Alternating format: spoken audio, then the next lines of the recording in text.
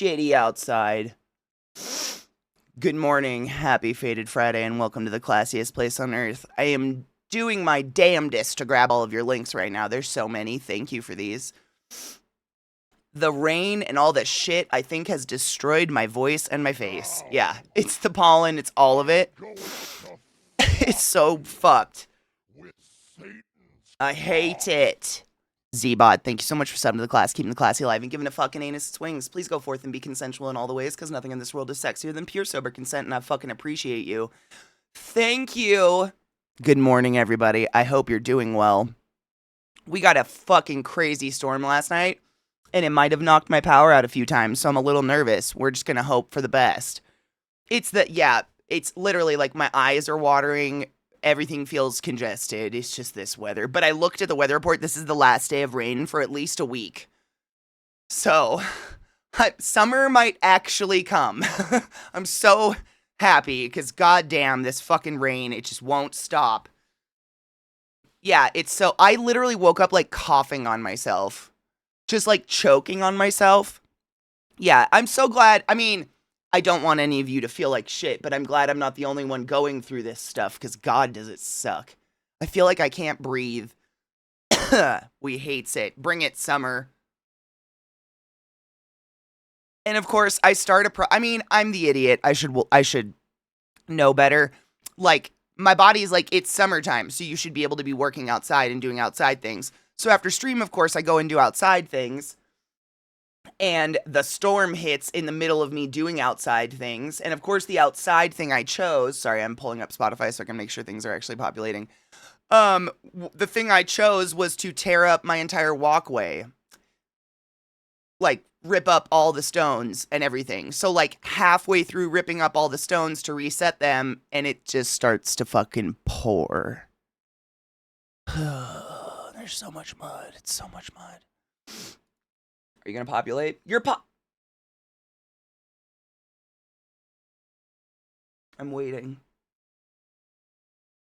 There you are. We populated. We're good. We're doing it. Or we just go to the next song. It's going to happen. Don't worry. I know. I'm such a Dream, you get it. You get into those modes where you're just like, this is a project that needs to be done, and your brain doesn't like conceptualize like, what if it rains? It's just like, this is just something that needs to be done. So I just start doing it. So I've got like 3 stacks of rocks in my yard and just like a pit. But it should be done. So fingers fucking crossed. I'm going through and I'm grabbing the Spotify's you guys gave me. I hope you guys have had not a terrible week.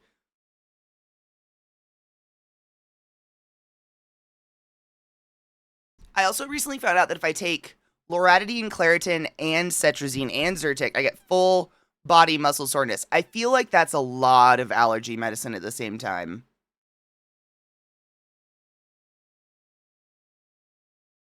I'm not a histologist, but that sounds like way too many antihistamines at one time. It could be doing something. I don't know what, but that doesn't sound like a good, amount of histamine to be throwing in the,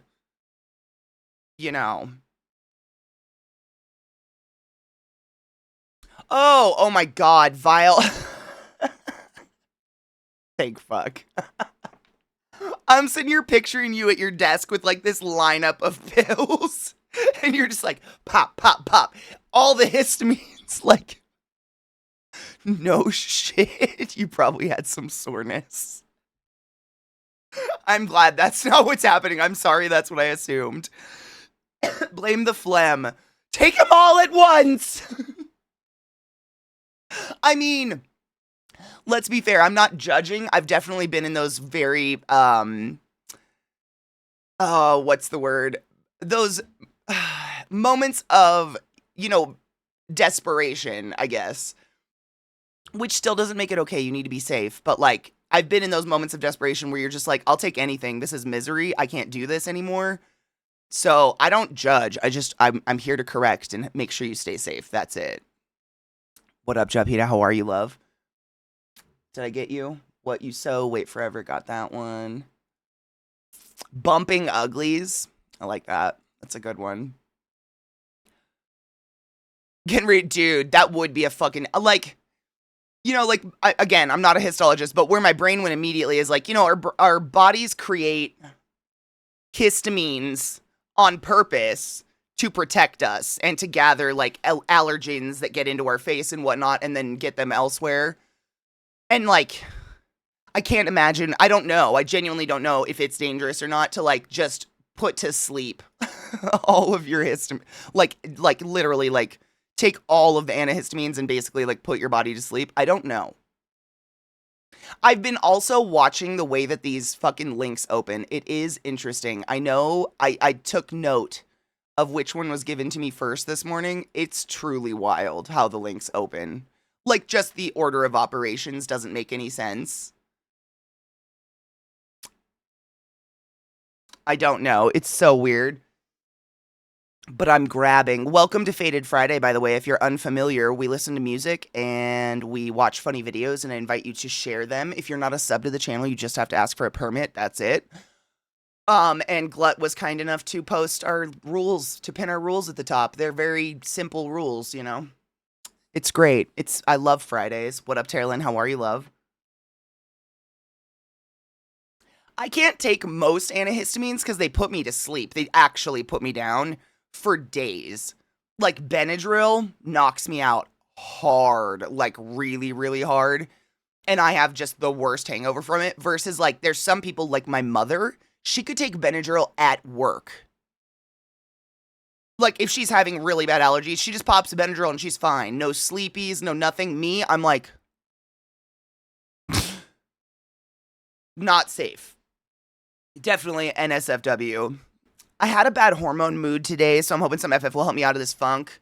I feel like I'm in a funk too, but it's just because of this fuck. I'm so tired. I'm like mentally exhausted from being congested just every day. It's just like, I'm so ready for the rain to be done and for the sun to come out and just dry out a little bit. My God. There's some studies showing we should all stop taking antihistamines like Benadryl. It's similar to like Prilosec. It's one of those things where it's really great in the moment and can help, but I don't like long term. I don't know, but I eat honey. I eat local honey and hope. I think it helps. But like, if there's pollen in your nose, your body's supposed to get rid of it, right? Like, that's normal. That's literally what's supposed to happen. Good morning, everybody. I'm grabbing the links. Thank you, T. It's just Spotify, just taking forever to load, like usual. Oh, my body is so gross feeling.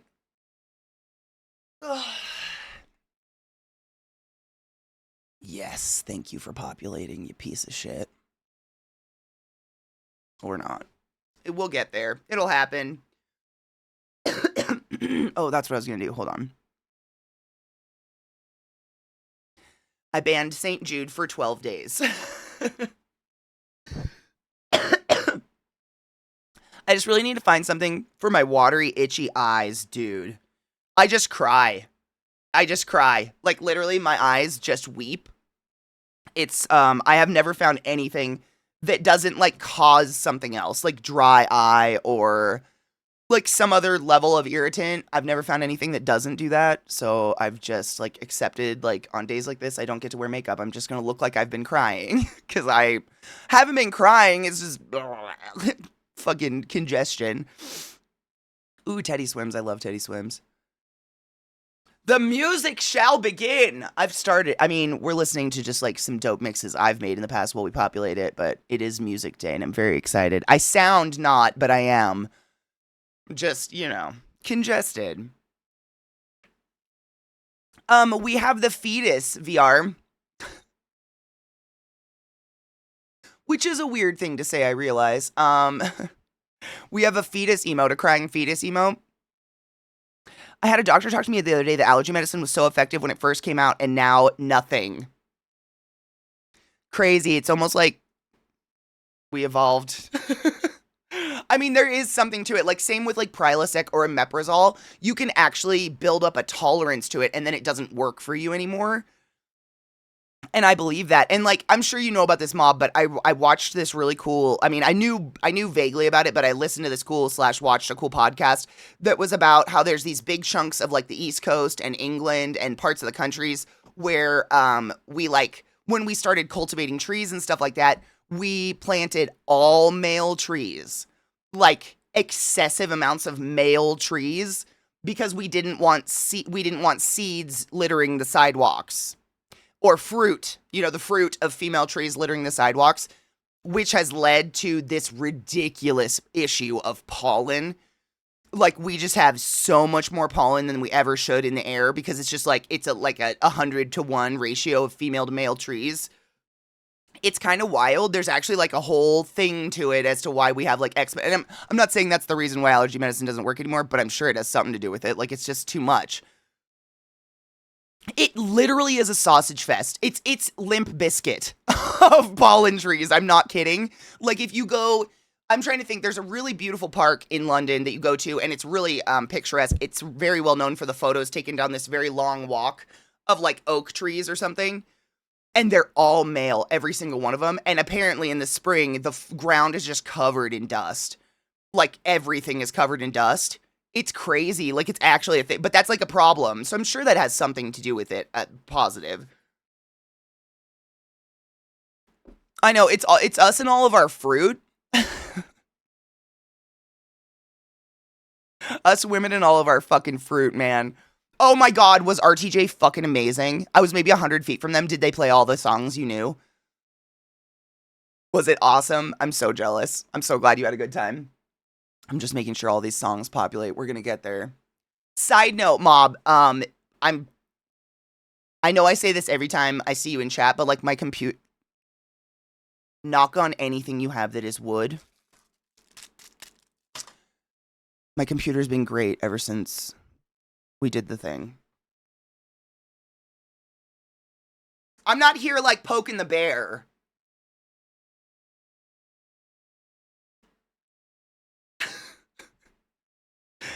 Run the jewels. Run the jewels. RTJ, run the jewels. I didn't say anything. I mean, what did I, shh. Fuck you. No. Because I feel like I think about you all the time because you helped so much. I just want to say thank you to the bottom of my heart all the time. Because, like, the amount of stress it has taken off of my life to not wake up and have a broken computer every fucking day. Like, wow.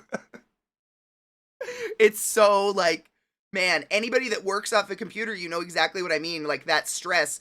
Every morning you wake up and you just don't know. Is it going to work? And you don't do anything to make it not work. That's the killer. It just decides not to work.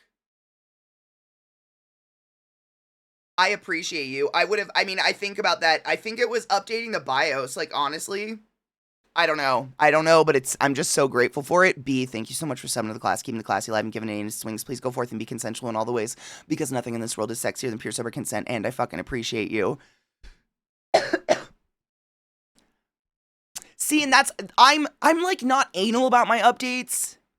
Giggity. But, like, I take control of them. I don't know how to say that. So, like, I don't let my PC update on its own anymore.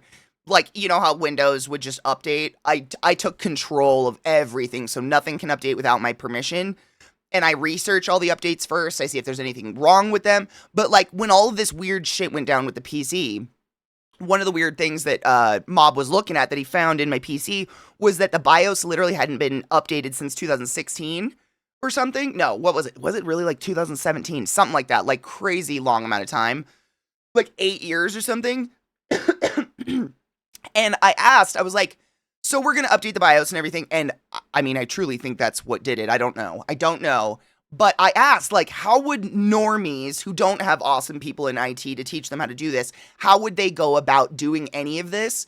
And basically it's a case of like, you don't do it until you have a problem and then you fuck with it. So, like, no one would even know to do any of the weird stuff that we went into. I can't believe you trusted me. Why would you do that? You have yet to poison me with salsa. I figured if you wanted me dead, it would have been years ago by now. like sabotaging my PC, we're so far into it by this point, Mob. Like, I knew you pre-children and post-children. At this point, this is just like, you'd find a better way. Yeah, there'd be something way more efficient to take me out at this point. Katie took control. I did. I do take control of my PC. I don't let it auto do shit anymore because that's how I got into trouble way back in the day, was just letting it auto update. And you guys know there's a lot of updates that do not function right away. Or like your PC updates, but your software is not ready for that update. So then all of a sudden OBS wouldn't work or something. I learned the hard way that I just need to, a patient updater. I update eventually, but I wait until that shit's secure.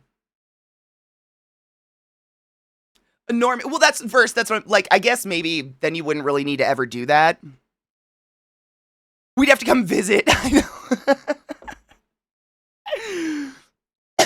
I know, Mob, isn't that weird? I have a member of my community, I'm not shitting you, who gave birth to both of her children while hanging out in my stream at like 4 a.m.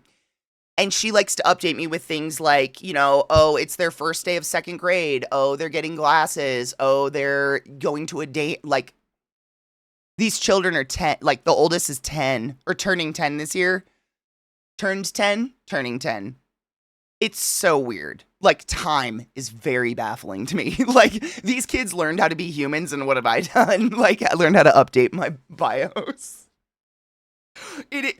They know me by my face. Like, obviously, these parents, like, don't let their children listen to my channel because obvious reasons, but they know my face, which is very odd.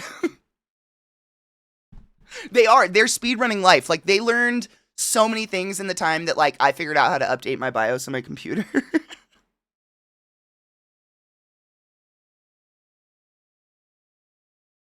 It's very weird. It's very apparent, like, it just makes it super clear how fast time is going. Because we pretty much freeze, you know, until a certain point, and then we start to, like, visually age, but kids make it very apparent how fast time is going.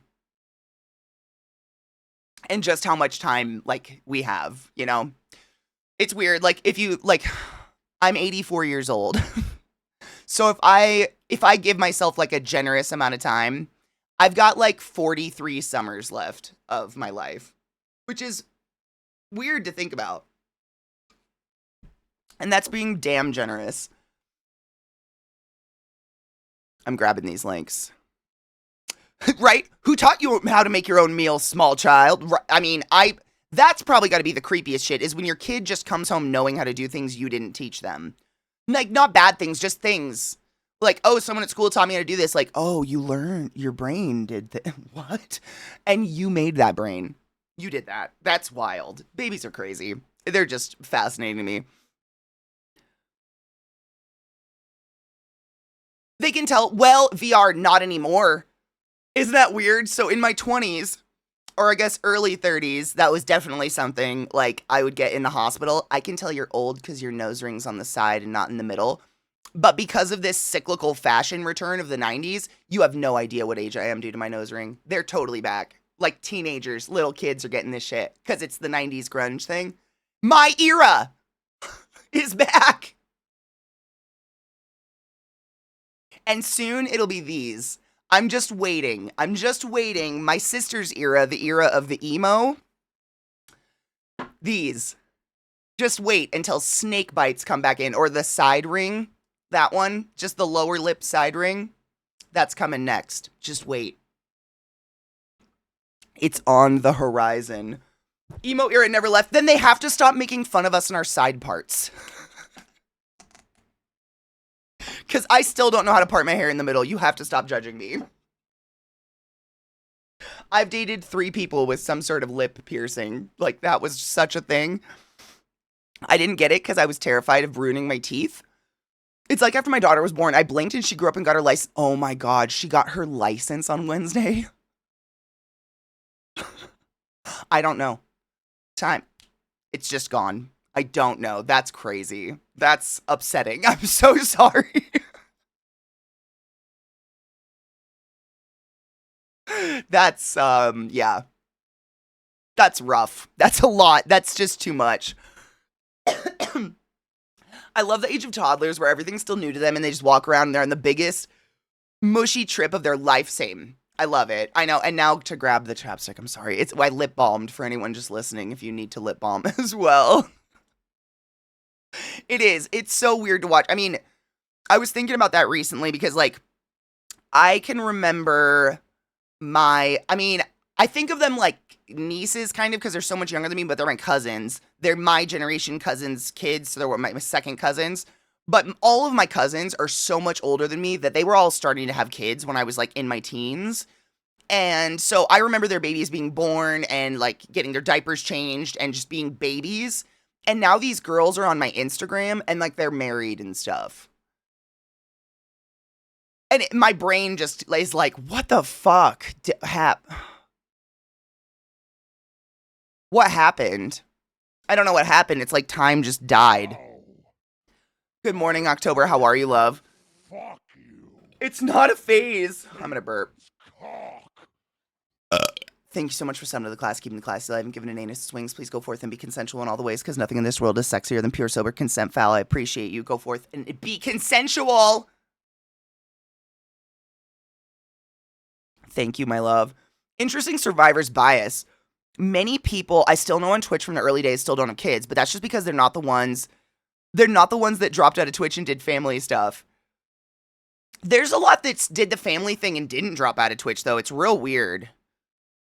Like, I don't know. I really thought that was, like, but I know so many people, like Co and whatnot, who just continue on with kids, and they do it all. And I'm like, how are you still doing all of this, and you have this spawns?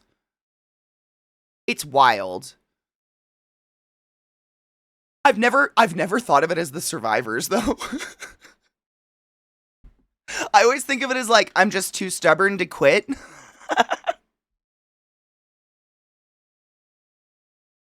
Like, damn you, Twitch, you can throw all the weird shit you want at me, but I'm still here.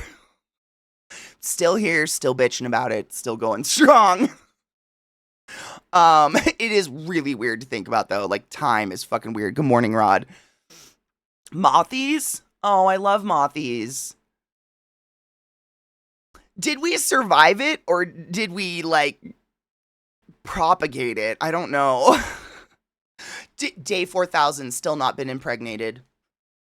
Doing a great job. Seriously, it is weird.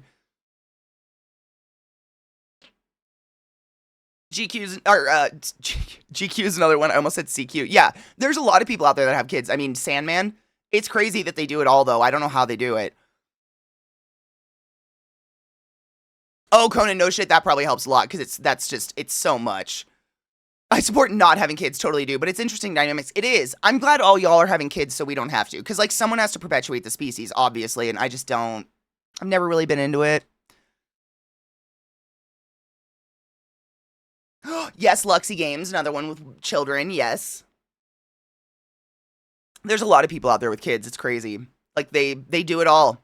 I'm still, like, just trying to figure out how to keep myself alive.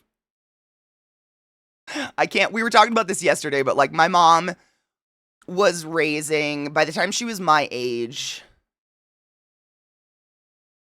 she had 7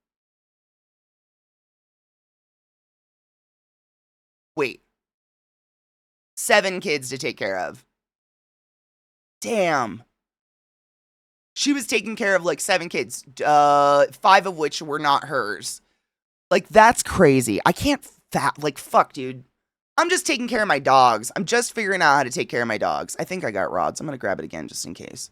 I space cadeted. Twitch isn't Twitch, and I mean that literally. Behind the scenes, many staff are being moved to Amazon, and Amazon is courting Saudi money. I believe that. It's more often than not, I'm asked if I work for Amazon. It's very interesting.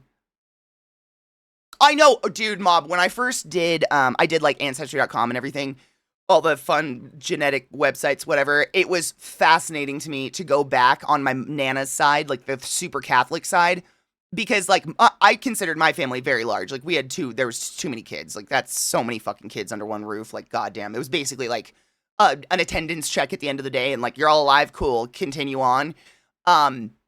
But, like, my Nana's generation, they literally would have at least, like, 11 to 12 kids a pop each generation. Like, you're just existentially pregnant. Wild. But my Nana told me, I don't know how legit this is, because obviously they're Catholic, so they don't believe in birth control or anything like that, so they're just going to breed and breed and breed if they're fucking. But my Nana told me that there was this thing, I don't know if this is still a thing anymore, but back in the day, if you had 13 kids, the 13th child would get blessed by a cardinal. And it was the Catholics' way of, like, propagating the religion, like, get the Catholics to breed. They're like, oh, if you have 13, that 13th one will send a cardinal out and they'll bless your kid. So I don't know. I think that was part of it, but there's so many. Literally barefoot and pregnant. Constantly, though. My God. Because Jesus Christ, I just can't even imagine. Like, and my family, to add insult to injury, is Irish. So, you know, the whole Irish twin thing, legit. Like, babies born 9 months after babies. Like, whoa, leave her alone. That poor woman.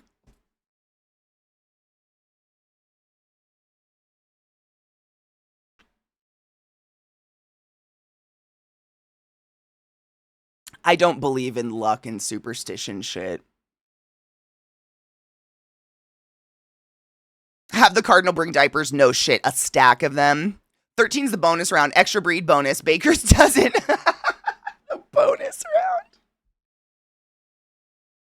round. Irish twins. If you've never heard the term Irish twins are kids born in the same 12-month span. So, like, well, not in the, but you know what I'm saying? Like, 9 months apart. So, man, can you imagine? I've never had birth, and I don't want a penis near my metaphorical post-birth vagina. Like, what? I'd cut it off. Only have one sibling born 1 year, 1 month, and 1 day apart. Damn, your parents really couldn't wait. Damn. Today I learned Catholicism as a rewards program. They also have like they have like a QVC program. That's where my great grandma came from. So if you were like an Irish person, an Irish Catholic, part of the church, whatever, part of their economy thing, and you lived in the States and you couldn't find a nice young Irish wife, you could contact the church and they would find you a nice young Irish virgin and they'd ship them to you. And that was my great grandma. Like, it was, the Catholics are real fucked up. Not that we needed any, proof of that. Chief, right? Yeah. Nana had 6 kids in less than 8 years. That's insane. Wow. I can't imagine. Your vagina's hamburger after giving birth. Had my husband tried to climb on me while I was still healing, he would also need healing. Thank you. That's what I assume, just having seen post-birth bodies. Don't touch that person. Oh, fuck the first 12 kids, 100%. The 13th is the most special for some reason. I don't know if all the kids got blessed or just the 13th. Honestly, I don't know. That is kind of weird. I never thought about that. Like, fuck the first 12 kids, but number 13. That's the special one. No matter how many kids you had in those days, you only needed enough diapers for around 3 of them at a time. They were reusable. In those days, Saronlin, bitch, I was a cloth baby. I was a cloth diaper baby, and I don't appreciate being referred to as in those days, motherfucker.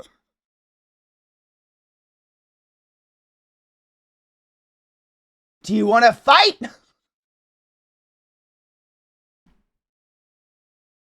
Can you imagine?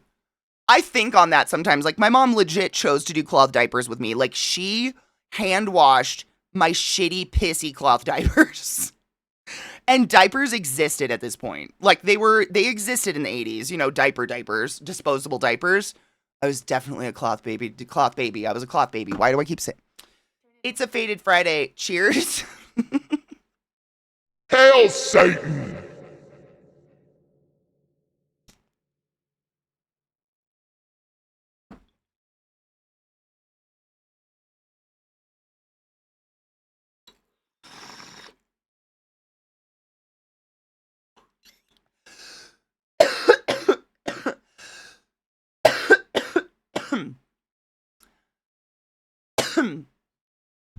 I mean, the crazy thing is, like, I remember being a kid and my Nana telling me these stories about the 13 kids and thinking, that's insane. Like, imagine pushing your body to the point of creating 13 lives and giving birth, but now we just create fucking reality TV around people who have 20 kids and, you know, oh, what? 20 years before, but the stuff we got then is up on eBay. Oh my god, is it? Shut up. I don't want to know that. Diapers may be expensive, but they're not enough money to put up with cloth diapers. That's my opinion. Like, I've seen the way that baby poop can fart up their back to the back of their neck. I've seen it. I know. And you chose, instead of just like throw that shit away, you chose to put that in the wash machine with all the other clothes. Like, God knows how many years my parents just like chilled in my shitty washer clothes. I don't know. It's crazy. What a choice. Mental splinter. Do vagina havers into Bad Dragon toys have an easier time giving birth? I imagine it'd have to be with like the regularity of use, because most vaginas snap back regularly, but like if you stick a big old dog knot up there and let it sit for an extended amount of time, you know, like, I mean, I'm sure you're aware there's expanders. There are some vagina havers out there who genuinely can't have just like normal sex. Their bodies do not respond to arousal the way that it should, i.e., you know, relaxing, getting wet, etc. And they literally have to use like a set of expanders to expand their vagina so they can enjoy sex with their partner. Fucking misery, dude. Misery. But that exists, so I don't see why not. Vaginal dilators, thank you. Yes. So if that's a thing, I mean, obviously, like, it'd probably go back, because it's all muscles in there, right? So it's like, if you stretch a muscle out and then and then work it out and get it tight again, it'd probably go back. I imagine, because they go back after birth and stuff like that. But birth isn't like, it's not like a baby sitting in the birth canal for weeks and repetitive, you know. I don't know, that's a good question. I guess that's how we go from 1 billion to 200 years ago to 8 billion now. Yeah. Yeah. At some point, the elder siblings become second parents to the younger kids, so it doesn't get any harder. You just build a chain of command. That's what these reality TV people do. Literally. Like, they even explained it. Like, I've watched, so, you guys know I watch too much true crime. So, the vast majority of these reality TV shows with many, many kids have all been shut down because of horrible instances, i.e. true crimes, sexual assault going in, because they're usually inundated with religion, etc., etc. Big shocker there. But, so I see clips of the shows, and the things that the parents say out loud, they're like, literally, every time a baby is born, that baby is assigned to a child, and that child is now the parent of the new baby. And that's how they run this household of over 20 children. And they're so frank about it, like, that's very normal. To just, like, here you go, 12-year-old daughter, this is now yours to take care of. Disgusting, in my opinion. That is weird.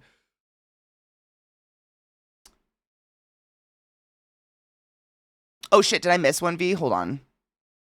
Oh, there are rips and tears and stitches and flat out fucking pain. You just moved a watermelon through the size of a tube.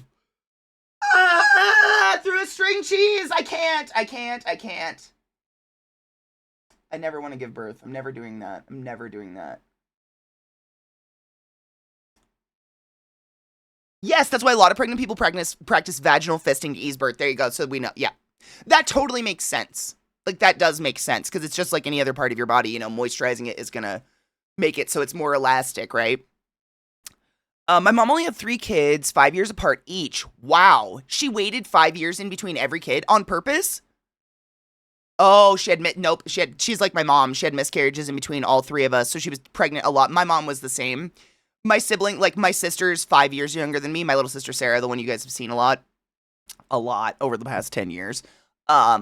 But same, my mom had so many miscarriages. Like, that poor woman, I can't even like, the mental shit you go through with miscarriages to genuinely, like, but she went through so many, and that's why we're all so spread out. She had a lot of fertility issues, yeah. But think about it, you'd almost have to, you can't physically take care of them as a parent. 100%! Like, I I'm part of a big family, and I do not resent my family at all for helping out with the siblings. I mean, I had 2 younger siblings, so it wasn't like I was at the top of the food chain or anything like that. But my parents also didn't abuse my older siblings like babysitters, like permanent live-in babysitters. They definitely babysat us every once in a while, but it was not like, oh, you're home, you can take care of your siblings, we're leaving. It was never any of that. So I don't feel like, I know for a fact, we've talked about it, my older siblings don't have any, like, resentment towards that kind of thing. But 20 kids, like, that's wild. That's a lot of kids.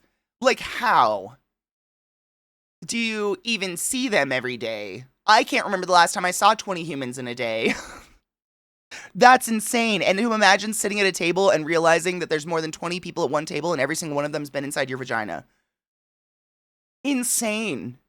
Insane. My sister wouldn't shut up about her dilator after her bottom surgery. I'm like, I love you, sister, but I don't want to hear that. It probably hurt. I imagine she was probably frustrated. I have a scar on my cheek from my doc having to use forceps because my dad was too big. my head, oh my God, I read that so wrong. My head was too big. Felt sorry for my mom after I realized what that meant. I think I was a forceps baby too. Did you come out a cone head? The spoon forceps? I was a forceps baby too. I was too big. I wasn't huge. I was, 8 pounds, 6 ounces or something. But my mom is not a large person. She's a small little Irish lady. And, yeah, she was in labor with me. And this was, granted, this was the 80s, so it was before, they didn't jump on C-sections as quickly because we viewed them as a lot more unsafe as opposed to just, inducing you or letting you sit in labor. So they let my mom sit in labor for 72 hours with me before they finally, literally, this is her story. She's 72 hours, 3 days of sitting in the hospital in extreme labor pains. And literally 15 minutes before they're about to wheel her to C-section, she goes into labor and I came out. Because that's the kind of person I am. 72 hours. I know. I'm supposed to be a leap baby. I was due on February 28th. And I was born on March 3rd. Yeah, she really wanted a leap baby so she could be like, she's only 4 years old or whatever, you know. Should we listen to some fucking music? Why? Right now?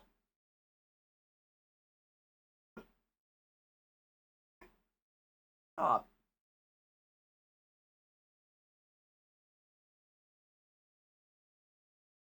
She's sitting behind me and she's trying to fight her own bark. So she does this where she goes, ha, ha, ha, ha, and her mouth just stays open, and then she chews on it and swallows it back. It's so funny. She's chewing on it to her bark. You good now? Okay. Bless her soul. Bless her frickin' soul.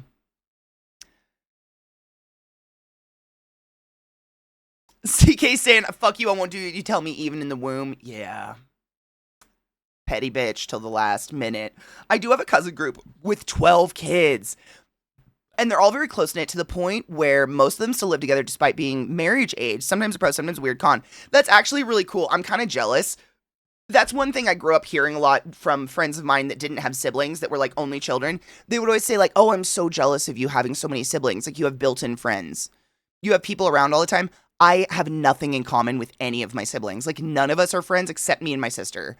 Me and my little sister Sarah are really tight. That's it. Out of 8. We just don't, and it's not, it's not any ill blood. It's just nothing in common. We can't have a conversation. We are just on different planes of existence. So all my siblings are just spread out all over the world and we don't talk except me and Sarah. It's weird, but I'm kind of jealous of that. Bless the soul of that my haunted Victorian child back there. I know. All right. Oh, we got a couple more Spotifys. Let me add them to the list and then we'll start watching some good videos. It is Faded Friday, by the way, where we watch awesome music videos and listen to good music and discover awesome artists. And that's it. We just hang out and laugh and get high and, talk about having too many siblings and try to add things to Spotify, but they don't load, so we wait and stare at them for 5 minutes apiece.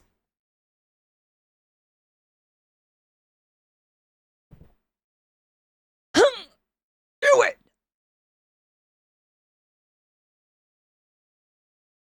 I love my dogs so much, but they're so stupid sometimes. I was supposed to be due. No shit, you were due on your mom's birthday? My mom's birthday is tomorrow, by the way. Um, Wait, my chat just did the doubly thing. Don't do that. Mom went in and they told her she wasn't due for another month, and she said, "Fuck that, I'm having this baby now." And did she? Me and my younger sisters were that way as well. I think also the age difference is big because I'm 8 years older than them. Very much so. Like, Sarah and I weren't really close until literally my senior year of high school. And then that 5 years started to make less of a difference. But when you're young, a 5 year difference like that is a huge age difference. Like, we really didn't connect on any level until about my senior year of high school, and then we got close. Possibly one of the heavier songs I've linked in a while that wasn't from Bloodywood. Oh, I'm excited. I'm trying to figure out where the fuck I was watching the links and where they started. And now I've lost it. Am I? Okay, we got. Oh my god, a new Ed Sheeran.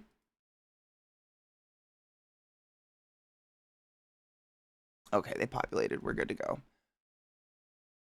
Oh man, hold up. I know which link was supposed to be first, I think. But I don't fucking Christ. The fucking links did the thing. They did that thing where they just open in the most haphazard order, and I do like in the middle of each other. I don't know. I try to keep them in some sort of order, but who the fuck cares? Let's just enjoy things. There's a 10-year difference between me and my brother. We aren't much closer than acquaintances. I feel that. I have two older sisters that are like 14 and 16 years older than me. I genuinely have not seen or spoken to them since I was 7 years old. Nothing. But there's like, what are we gonna? One of them has a child older than me. Like,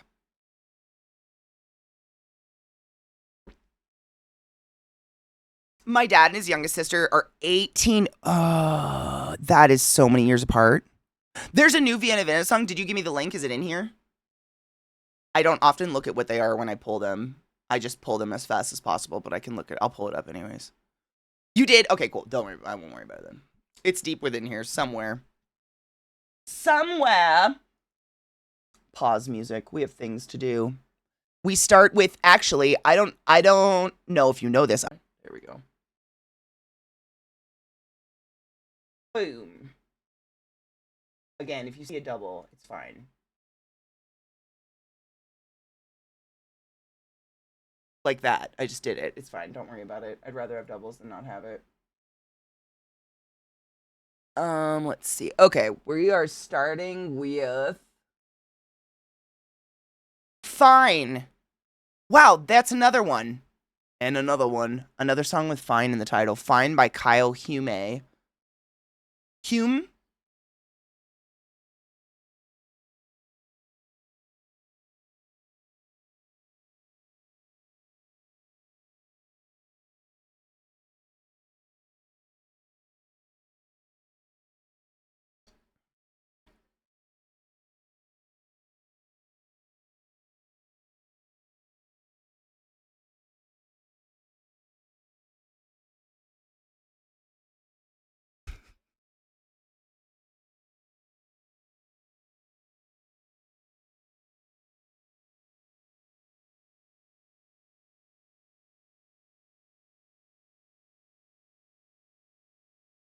I'm fine.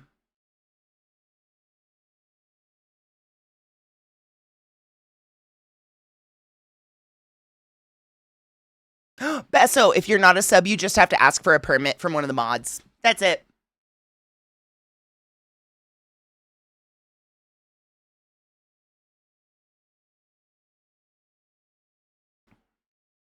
This is cute. I like it.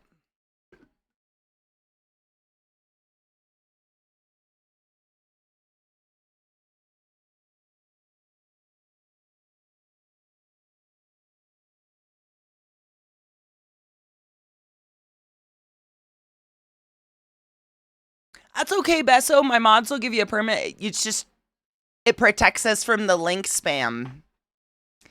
That's it. This is pleasant. I like it.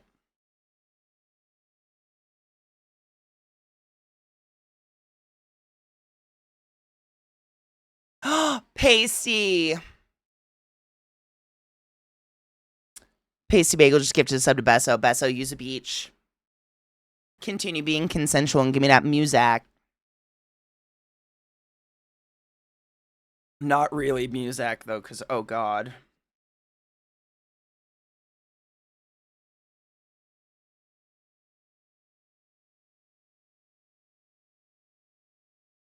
You kind hoes, thank you.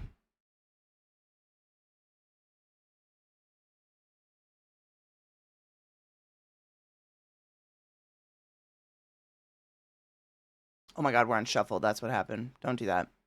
The next one's You Got This by Valvetronic. Valvetronic? Valvetronic, yeah. And Jam, Rosie. And Jam. NT Jam, I don't know.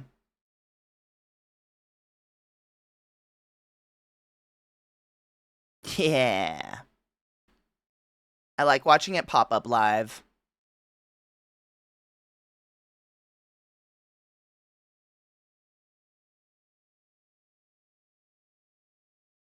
This is fun.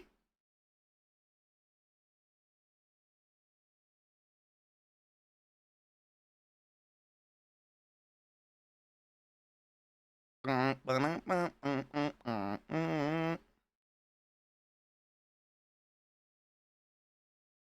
had to describe Faded Friday to a friend of mine. I said, basically, Katie's like a radio DJ. Instead of calling requests, we just post links.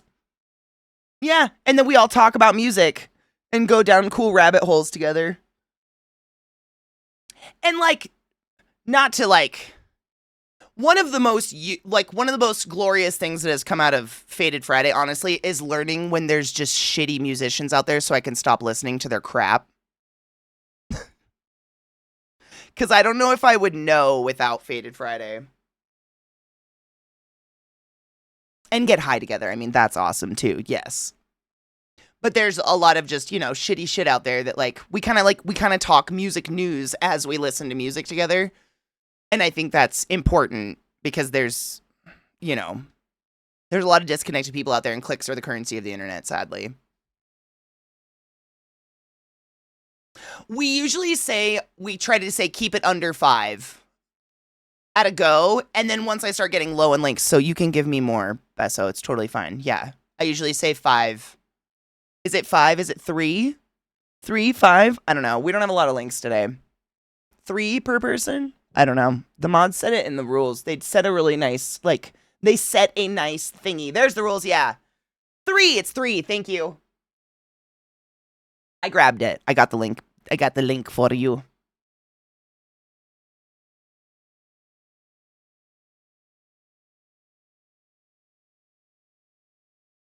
Yeah, Glut put us together an entire, alert for, what tiny, minuscule rules we have for Faded Friday, but if you ever curious.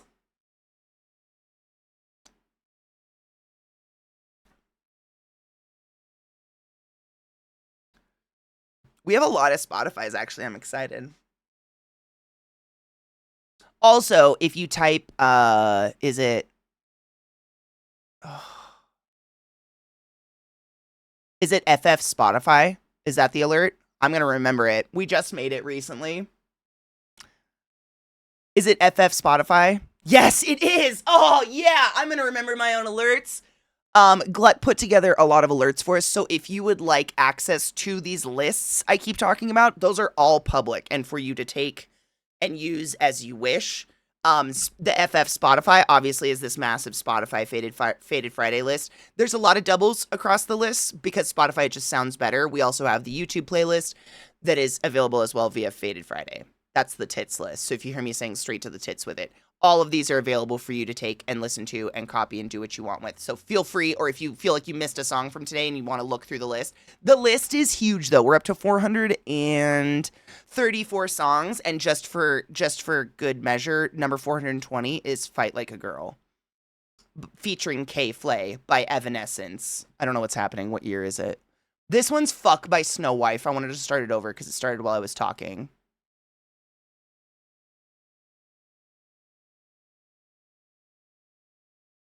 You submitted that, Viata? God, that's perfect. Cheers.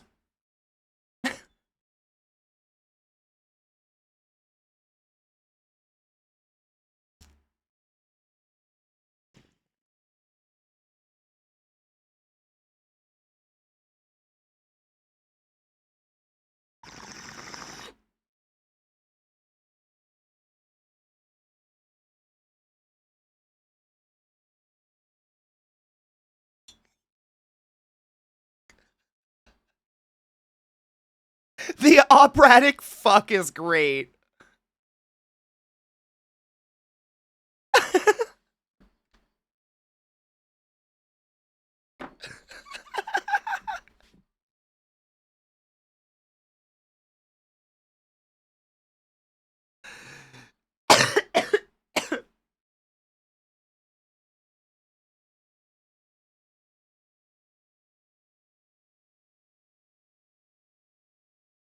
Imagine. Fuck.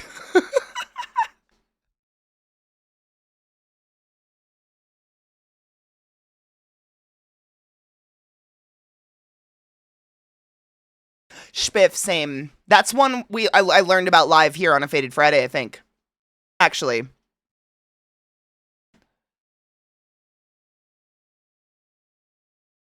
I feel you this time. Did you ever see that clip I sent you? Of you surprising me on stream and my reaction? Yes. I remember.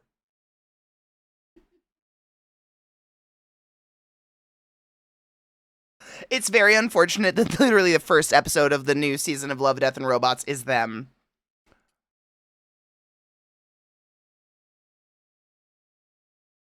I don't know if I know Snow Wife. If I know Snow Wife. Fuck. Fuck. This one's What You Sow by Suburban.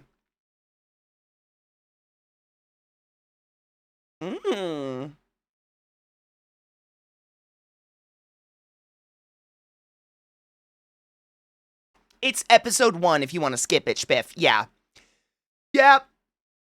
Yeah, they're just... Unfortunately, all of them kind of fucking suck. I grabbing it, Besso. This is fun.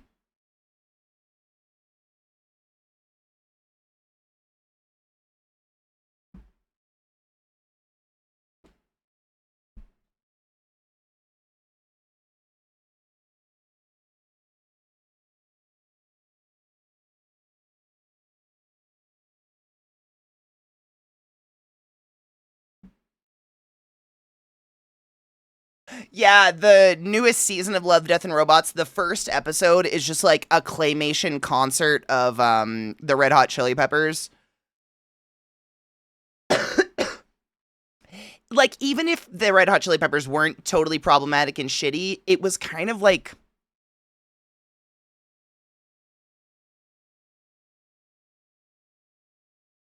Okay.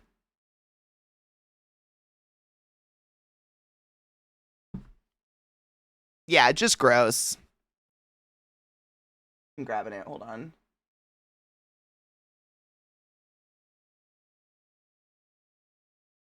This kind of reminds me of Rat-a-Tat. I dig it.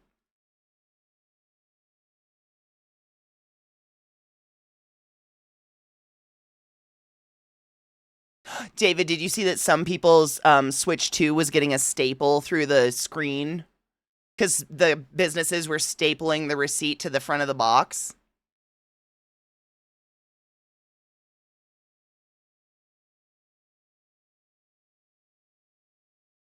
Big yuck. I don't know, Bessel. I don't know who did it. It sounds stupid across the board. Who staples a receipt to anything, let alone an electronics box? Look at the doubles. I'm so sorry about that. We'll get there. Don't worry. If I remove one, that'll remove both. It's so dumb. I know. Rat-a-Tat, dude. Rat-a-Tat played live at my university when I was going to college.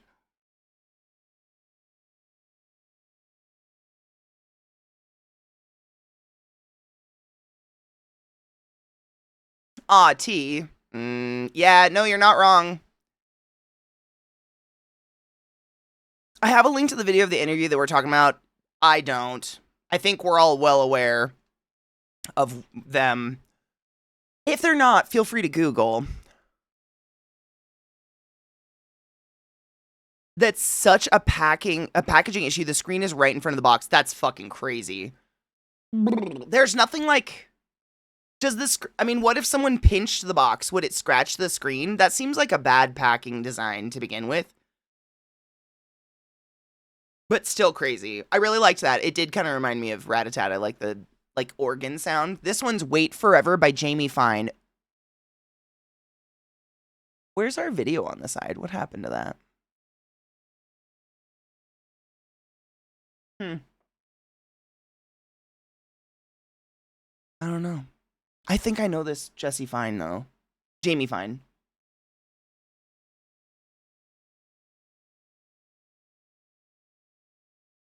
Gas, get out of my head. Why is the screen so close to the box? Because I feel like if they just got squeezed, it would touch it. It does sound familiar, and I like the voice. What's crazy is I heard the S2 launch wasn't even that massive. Like, you can just walk in and buy one now. Oh, really? How much is a Switch, the new one?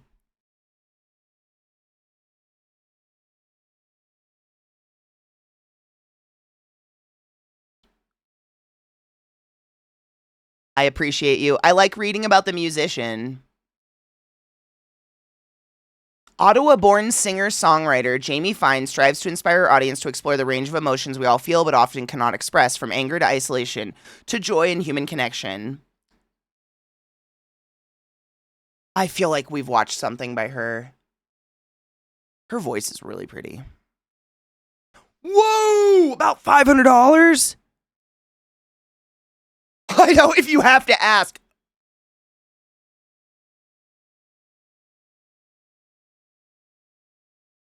Whoa.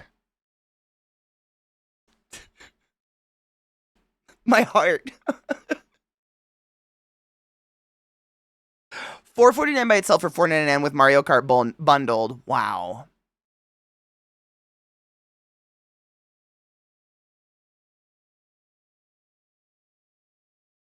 Damn.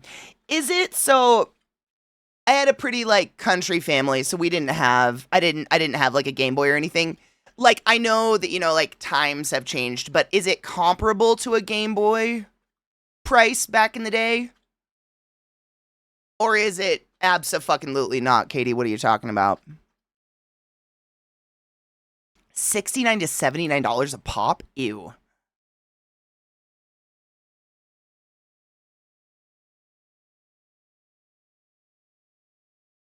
Back in my day, we had a pocket of quarters, and that was enough for the whole day. And then we got handfuls of tickets, and we went home with handfuls of erasers. It was glorious. We were kings and queens of the summer arcade. Great times. $500. I can't imagine being a child and getting a $500 gift. These just go so fast to the next song. That was Wait Forever by Jamie Fine. That was they have such a fucking stunning voice. I know I recognize them from somewhere. I just got to figure it out. My dogs are flopping all over the couch. The nesting. It's happening. This one is this one's the Bumping Uglies by Stranger. Not Danger, just Stranger.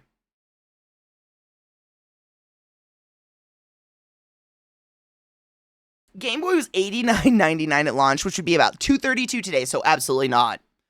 $90 in 1990 prices, or $228 adjusted at 20, so it is exponentially more expensive. Yeah.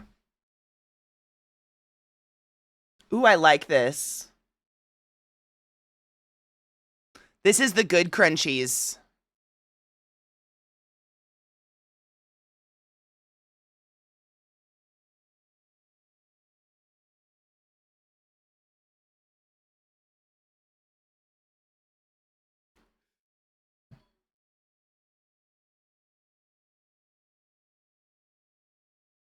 So games are comparable, not the system. This feels like dope video game music. I'm into this. I mean, games are like, they've always felt expensive though. Even though they're comparable, they still feel, it feels crazy because, you know, AAA games, whatever, like we'll use Borderlands 4 as an example, coming out being $80. We'll find a way because we're the real fans. Eat it. But like I look at that $80 as like a chronically online person with quite a Steam library, and I think to myself, like, I can literally get so many indie games for $80 that I could get probably exponentially more hours of fun gameplay out of. And they won't be asking me to spend even more money inside for DLC and whatnot. It's just I don't know how, like, they what? You know?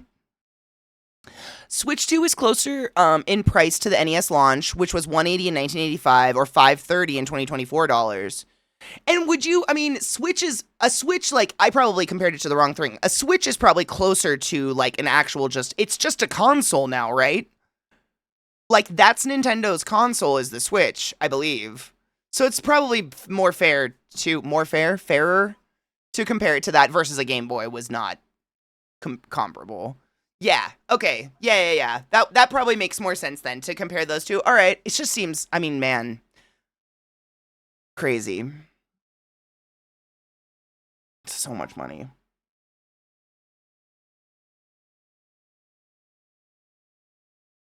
Like the Sega, it's a portable console, exactly. Like a Sega Nomad or like the PS Vita or something. What was it? Nintendo squeezes money, but the Switch was and still is a good concept. The Switch, I mean, so is the Steam Deck. That thing's the shit. I usually tell people if they're thinking of doing like a console or some kind of portable thing, like look at that Steam Deck, dude. It's impressive how phenomenal that thing is, but it's expensive too. It is not cheap by any means, but it's a little computer. The issue with Nintendo games is that they never go on sale. And didn't remind me what happened with Nintendo a few years back, or like very recently. Didn't they just like go in and delete a bunch of their games? Indie games are arguably the new actual triple A quality game with more support and love to put into them. 100%. And not to mention, like most indie games, I don't have to put on a streamer mode. I don't have to silence the game. I don't have to edit my VOD because they make their music in-house. And for some reason, it's like the bigger and more successful a studio is, they don't make their music in-house. Instead, they just like borrow Run the Jewels music, which I love, but now I have to mute it on stream. I can't play it. That is so annoying to me. I love that I could literally right now pull up the Hades soundtrack. We could listen to it. It can be on the VOD, and that's okay because it's made in-house by Darren Korb and others. It's owned by them, so I'm not going to be nailed by some fucking music company coming down on me. You know what I mean? I live for that.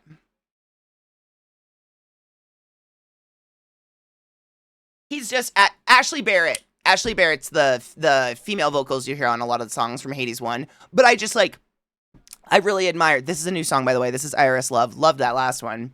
These are good crunches. I just really, really value that as someone who like, I want to play games with my friends on stream, but unfortunately, if you put music in there that you don't own, I fucking can't listen to it. I can't. I have to delete it. I have to live in Mute City, and that sucks.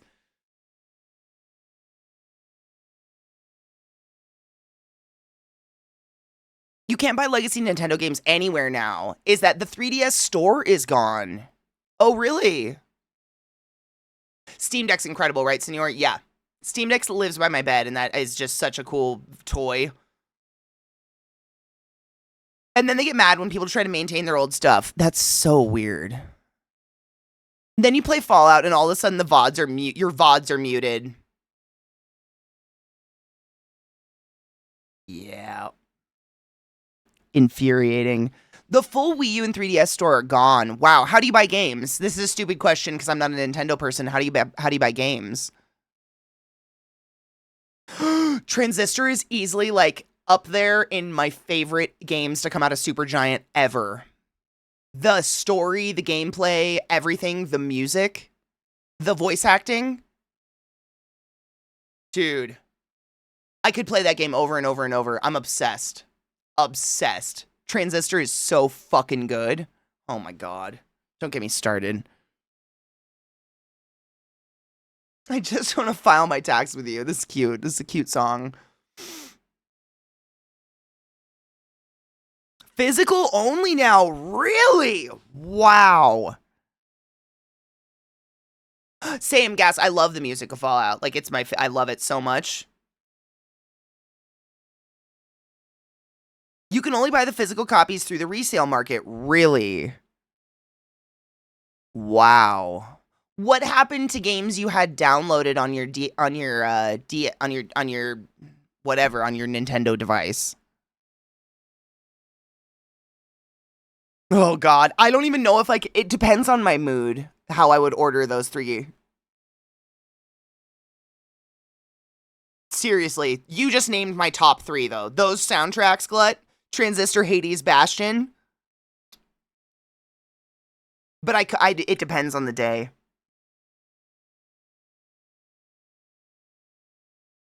I couldn't. I feel like, no, I can't. I love them too much. Seriously, like, Bastion holds a really special place because that was my first Supergiant game ever. And I remember very specifically, God knows, years ago, I think it might have been Glut. Are you the one that bought me Bastion? Were you the one that got me into Supergiant? You might have been my literal gateway drug into Supergiant. I'm remembering this very vaguely. This was so long ago. But I was looking for games to play, and someone said something about Supergiant, and I was like, what's Supergiant? And someone, I believe Glut, said something about Bastion, and I was like, what the fuck is Bastion? Is that like Braid? And everybody was like, Katie, you fool! You fool! And we played it immediately, and I fell in love, and I've been in a fucking loving relationship with Supergiant ever since. That was gateway drug to that like franchise, whatever you want to say, that studio. Oh my god. So like, all of those songs, I don't know, I couldn't even pick no, I couldn't pick a favorite. I have no idea. I love them. I love that soundtrack so much, but I love all of them. It really depends on my mood. My gluttony gateway drug, it's possible. It's highly possible. I genuinely think that's how it went down. I cannot remember. This one's another one. We do have an inundation of songs this week with Fine in the title. This is the 3rd song today, I believe. I'm Fine. No, really. By Dury. You're gonna break my heart. Dury. We're not fine. No, we're not fine. No one's okay. Next week, it's gonna be, I'm great. Having a great time. Great times. Great. Great.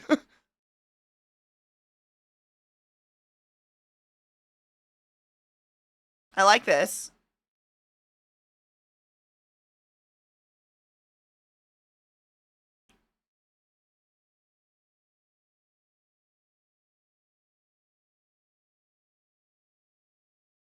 No shit, there's someone on YouTube that actually spent forever downloading the games. Wow. It's like a good number of Transformer games. If you had it downloaded, you're fine. Otherwise, you had to buy a disc or a cartridge. If you can't, you don't get the game because the digital versions are gone from the store. So I have a Switch. If I powered it up, would my games still be on there? Like, I think I had, like, Fire Emblem or something on there. Like, games I purchased, or do you just lose all the games you've ever purchased? That's crazy.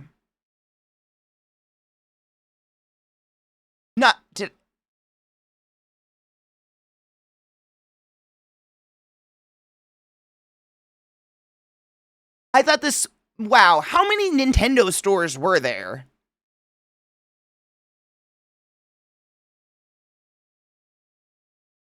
That was a phone alarm, and I hated that. They had a different store for each console. Oh, shit. Okay, see, I'm really out of the loop on Nintendo.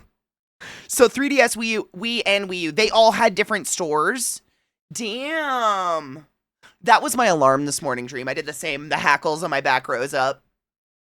What was that sound? Same. It wasn't us. That was the song. How dare you? Who did this?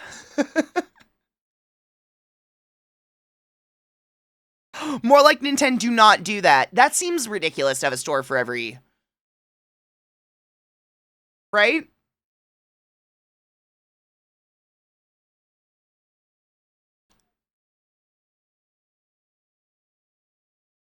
I was looking at dating profiles and came across one that said, quote, "Don't message me if you're in therapy." I'm going to be honest. that would be positive points. That would be like a step up towards me sucking a genital if you were actively in therapy. Like if you were actively taking care of your own headspace, taking care of your brain, were participating in self-care for your own mental state. Oh, bitch, I'm so turned on by that. Yeah, that's run away. I would run so far from that profile.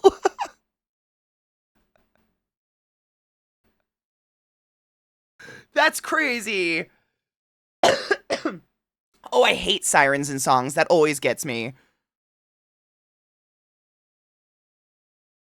I would hope someone is like, that's so weird to say out loud. Like, if you're in therapy, I don't want nothing to do with you. Like, bitch, you'd rather someone that's just like harboring that deep down below in the cockles of their soul and just like resenting everyone for everything. Wow.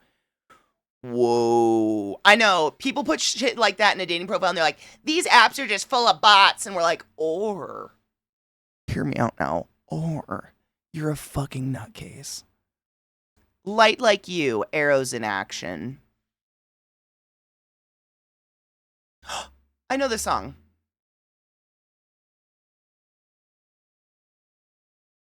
Why do I know this song?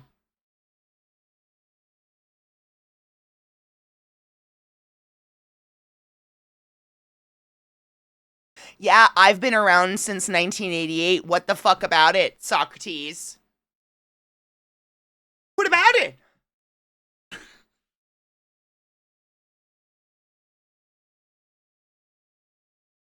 Oh, let me scroll.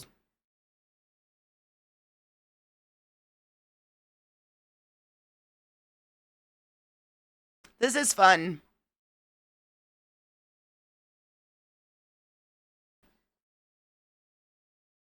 I can fix them. No shit. Real story. I knew someone that didn't want her partner to go to therapy because, and I quote, why would I want another woman in his life? First off, excessively sexist to assume all therapists are women. Like, what the fuck? But also, now we know someone else who needs some therapy. Maybe we should. Both we should go, maybe. Because, oh my God. What? Run away. Run away.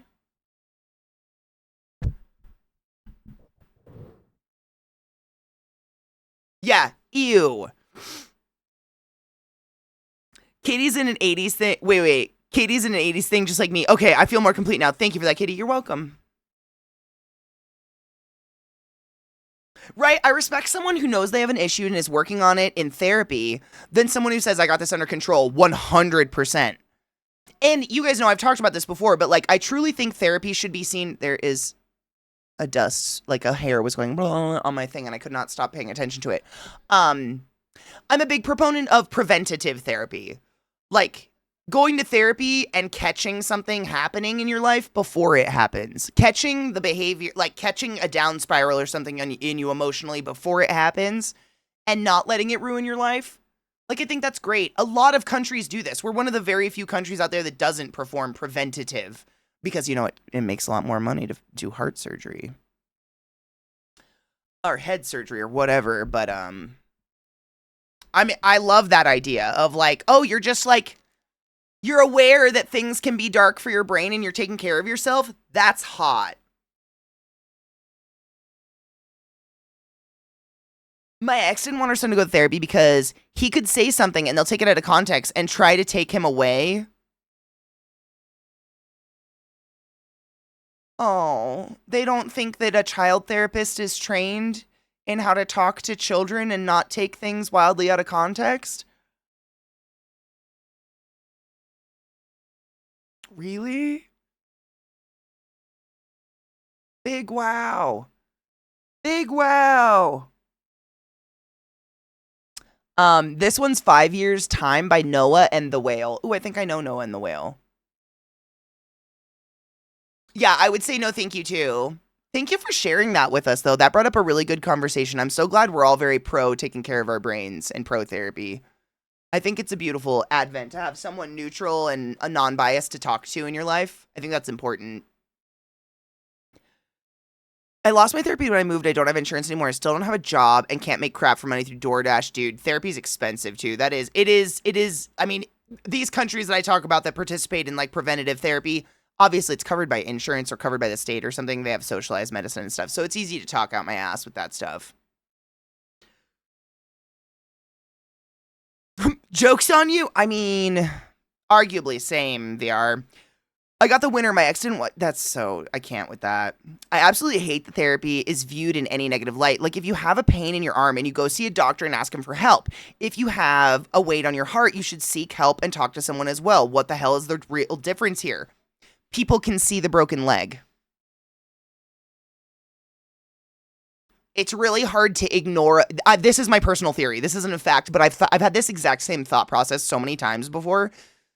People can't ignore you bleeding out with a compound fracture, but we've all learned to mask for so long, we've made it really easy for those around us to ignore the compound fracture upstairs.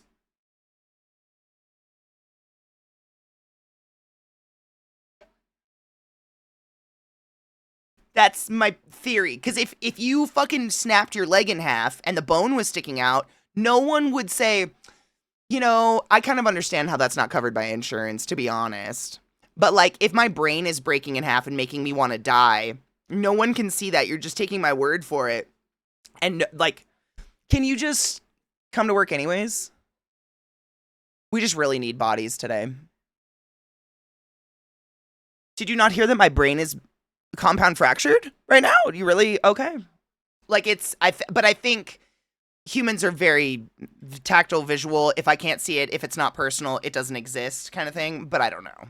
That's just personal theory because I've thought about that a lot in my life. That kind of thing haunts me. I'll say the only male therapist I ever had, I hated, but that had nothing to do with his gender and more that he should have not been in pediatric therapy. Very much so. Yeah.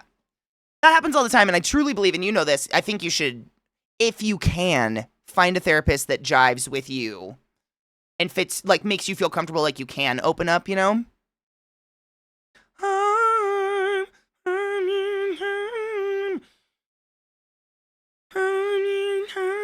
That's stuck in my head now forever.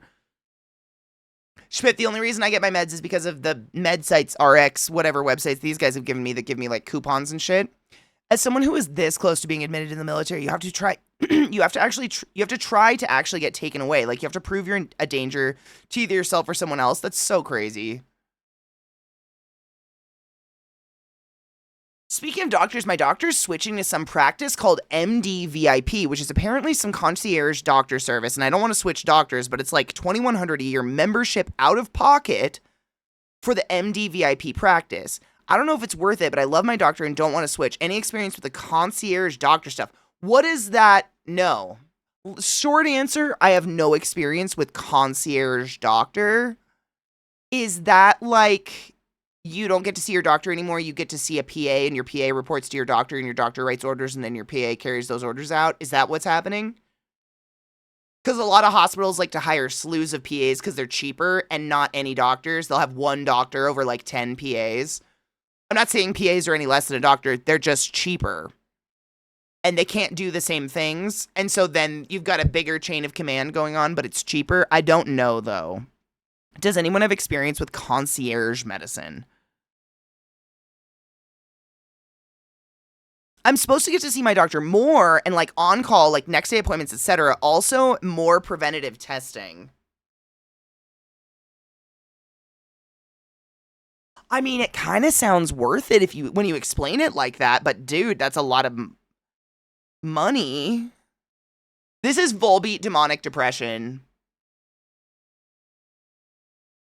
Volbeat's the shit. Really, all of the good practitioners are switching to this yearly subscription thing, and I hate it. Pay whether you see them or not. So it's more insurance? Why? What's the reason? What's the... Like, what does it do for the doctors?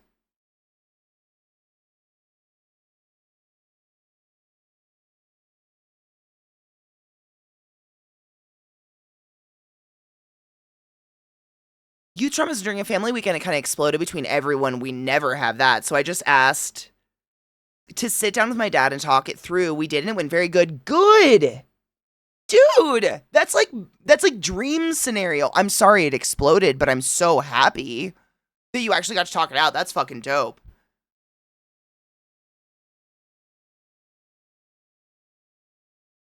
It's what ultra rich do because they have all the money in the world. They have specialist doctors.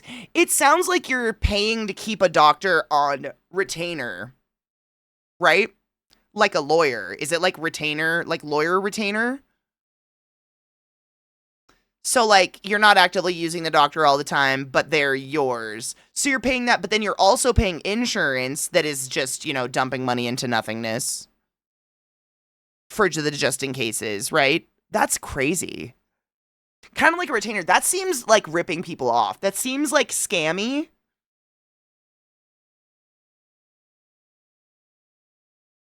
Oh, little mister was running wildly and fell with his chin on the ground. Oh my god, we all did that as kids. Oh, poor little guy. He displaced a few teeth that luckily were still his milkers. No fractures were found in the x-ray. Yay! Oh, best case scenario, but still. Ouchies. That's kids, man. We're not made of rubber, but we think it's happening. I know, falling on your chin. I think we all did that. Like, that's such a visceral... I did that on ice as a kid. Ice skating. Nailed my chin. Just terrible. Terrible. I've got to figure out how to charge streamers to be able to see me in chat. I see something big here. It will be back with a credit card machine. Streamers can swipe with it. Oh, God. It's a lot of money. I'm like, that's $175 a month. My insurance will still cover the stuff it usually does, but I guess I'll get more access to my doctor and they'll give tests and screenings that insurance doesn't usually pay for. That's what they say anyways, but do you have to pay? Like, they're just giving you access to these tests and screenings. Do you still have to pay for them out of pocket? And, like, are you... Ooh.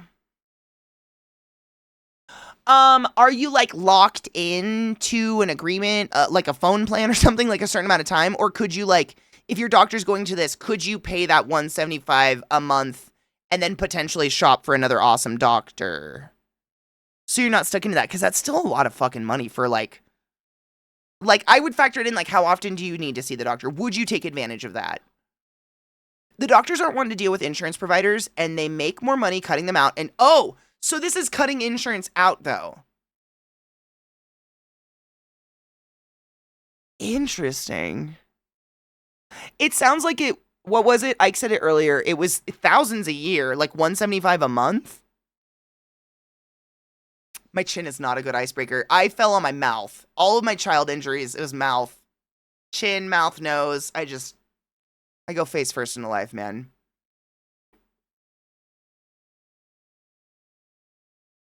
Same, crispy, all over. I can remember the injuries, too. I'll find these scars, and I'm like, oh my god, I remember when that kid in 2nd grade clipped the end of my finger off with scissors. And I still, to this day, have, like, a little V scar. You really do remember all that shit. I don't know what it is. I remember a lot of my... Oh, that game looks fucking sick. The New Flesh? Ew, but I like it. But ew. You should always speak out of thine ass. It is the best of the orifices. Our NHS is not the best, but damn, it's so much better than what you have to deal with. You know what's even crazier is, like, all of that insurance and stuff. That's what people who have to use the doctor often, or have kids, do. People like Zach and I, we don't have health insurance because it's cheaper not to have it. Because we're, in general, good health. Most of what we do, we pay for out of pocket. And it's cheaper in the long run. It would cost, for us to have independent, like, pay for insurance out of pocket, it would be about $600 per person per month. About $1,200 a month for us to have, like, basic health insurance. It's wild to look at the bill and look at, like, pre-insurance costs and then post-insurance costs. It's insane. A teeter-totter to the chin. Oh, God, no. Oh, it made me bite through my bottom lip. I prematurely ended a school field trip. Ouch. I did similar, but I had braces and crashed into my gym wall, and my braces went through my mouth. And I remember just sitting up and being like, oh my God, oh my God, oh my God. And everybody was like, oh my God. And I was like, oh my God. It's a miracle my face doesn't look as fucked up as it should, because wow, the amount of shit I've done to it is pretty wild. This is that last one was really good, by the way. It was just short. That last one was I Don't Know What Love Is, but featuring Watsky and Garth. This one's Flavia Ripe. Suck my feminism. All right. This is fun. Hail Satan, motherfuckers.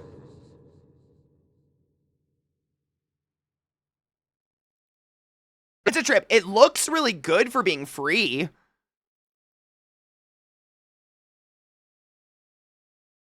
$2,100 extra per year. Damn. I mean, if you can afford it, I'd do it. Simply because finding a good doctor is a pain in the ass. Like, how much time would you waste trying to find a good doctor? I don't know.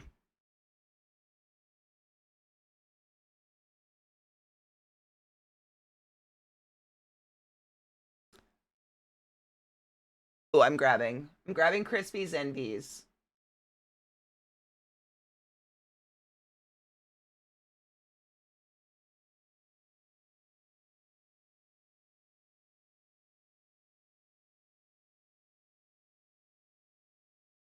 My wrist is sore. Load, Spotify, you piece of shit. It'll get there.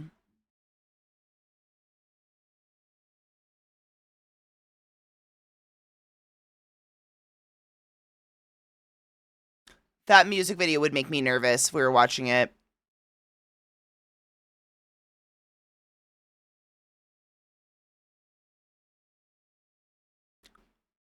My coworker just said to another coworker, quote, maybe you have the file open twice.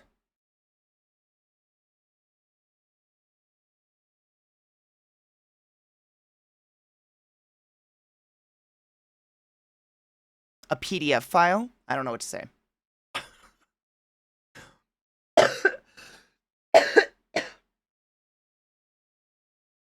Dread. I banged my eye into the corner of a piano as a kid. I had a big old black eye. It was gnarly. My brother-in-law played in his softball league the day before being the best man in my wedding and took a softball to the mouth. Oh my God. It's so visceral. I've hurt my mouth so many goddamn times. Head was almost twice the normal size in our wedding pictures. Oh my God. Hold on. The fuck? 50 stitches in oral surgery? Oh, he was high as a kite. Is he okay? Like, did he recover? That's no joke. Taking like a high-speed ball to the mouth. We shouldn't joke. This is serious. Taking balls to the mouth at high speed is no joke. That is the shit. I saw it. The Suck My Feminism. I had a giggle. Yeah, it's fantastic. This is Sapphire by Ed Sheeran. I think this is new. Still looks like a hobbit. Oh, yeah, this is the anti-vax one. So, of course, she's fucking computer illiterate. I'm surprised she makes it through every day, to be honest. He showed up, though. It's because he was high as a kite. Nasal issues, as you would. Oh, yeah, God. I can't even... what that would even feel like. The ow. All of the ow. For all the sports I played, I never took a ball to the face. Not like a hard ball, like a softball or a baseball or anything like that. Probably because I'm tall. Got a few to the legs, though. Those don't feel good. There's sex jokes all over the place. Anytime you're talking about balls to the face, I just don't know how to talk about it, but, like, it's balls to the face. Like, if you play sports, it's just an inevitability. Eventually, balls are going to hit your face. Oh, I was a catcher. That's why I had a fucking mask on. I was like, how did I miss? There's no way. People threw balls at my face all the... oh, yeah. I was protected. I like this because it reminds me of his older stuff where it's just like him singing pretty. That sounds so weird. Death, taxes, and balls to the face. Inevitabilities of life. You're either, yeah. Yep. I could go on, but it's just going to be weirder and weirder the more I say. I just have to stop. My first broken nose, I think was actually, oh my God, I think it was a soccer, net post. I just got like visceral memories of running face first into one of those. Just, like, kong. I think that was the first one. Made my nose feel numb thinking about it.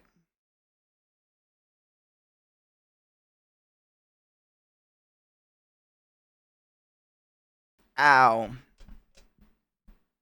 Yeah, oh yeah. I mean, I got hit in the face with stuff all the time as a kid. I thought that was maybe it's not normal. First broken nose, like, this is common happening in sports and shit. I've broken noses too on accident. Basketball camp.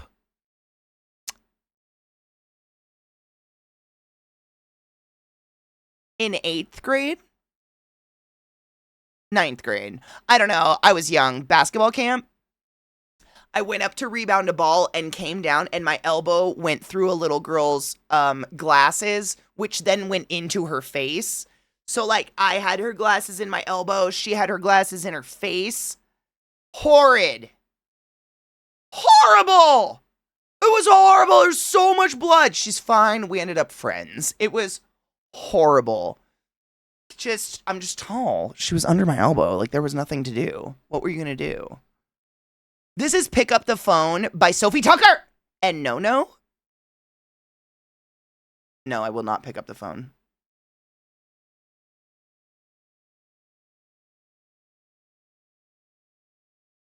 We must celebrate the kinks and bumps. I think I just got lucky because I've got a short nose. There's not a lot going on. I don't have much bone. I have like this lump that's a little crooked. Other than that, I'm okay. But it's all fucked up on the inside. It's half the reason I have all the sinus issues I do. Took a lot of balls to the face.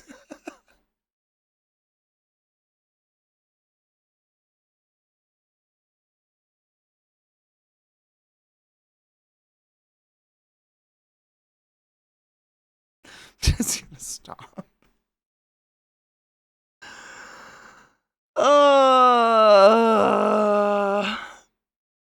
Katie.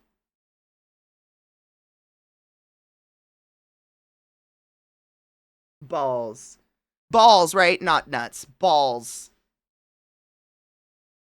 I'm gonna blame it on all the mucus in my face. I'm just very delirious.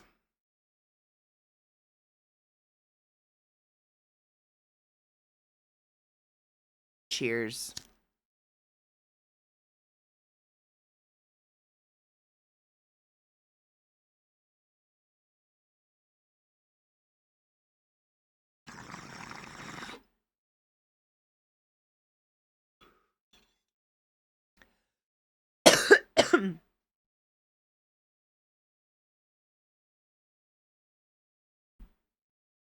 I don't remember them singing. I just remember them sexy moaning into the phones on those commercials like, "Oh, I'm so lonely and single."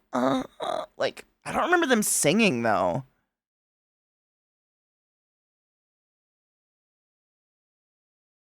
A half bridge nose? What does that mean? Does it just mean your cartilage is shorter? I don't know where my bone ends, but there's that lump right there. I can feel where it's definitely been abused a few times. I was the youngest person in the UK to have a rhinoplasty to rebuild the tip of my nose because I fell over and smashed my face into a wooden post at 6. Carnage! Ow! Your poor little baby face. What was that like going through that as a kid? Oh, you were such a baby. I want to like... Your poor little nose. Ouchies. Ouch kabibbles.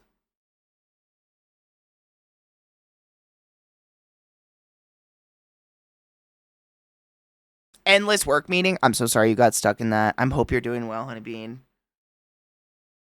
I don't know, Theory. I don't know what yours was. We've listened to a lot of good music today, though. There hasn't been anything I've hated. That's a good sign.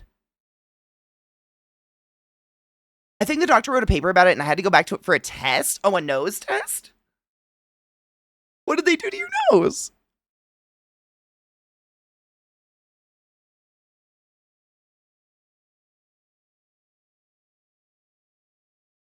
I thought my story of breaking a brick with my head was traumatizing. I mean, your poor little baby nose.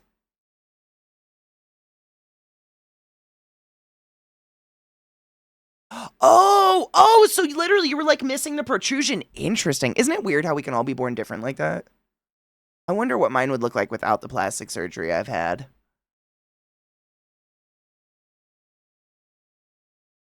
Bumpy, probably. Now it's pink because I'm just... I'm sympathy stroking the tip of my nose for you, Carnage. It wasn't fun. The cartilage is still twisted at 37. Ouchies. Measurements and breathing and stuff. I mean, same. I didn't have any of that happen to my nose. I mean, I've been hit in the face a lot with all the pre-aforementioned balls. But the inside's all fucked up. It's all deviated, I guess, whatever that is. I took a 2x4 to the skull from 15. Dude, foul. I'm being so serious. I know at least this many people who literally have cerebral palsy due to that exact incident. My family works in construction. You're so lucky to be okay. I took a 2x4 to the skull from 15 foot up when I was 7. That's literally how people end up with fucking cerebral palsy, dude. You're so fortunate. You're so fortunate you're okay. That's crazy.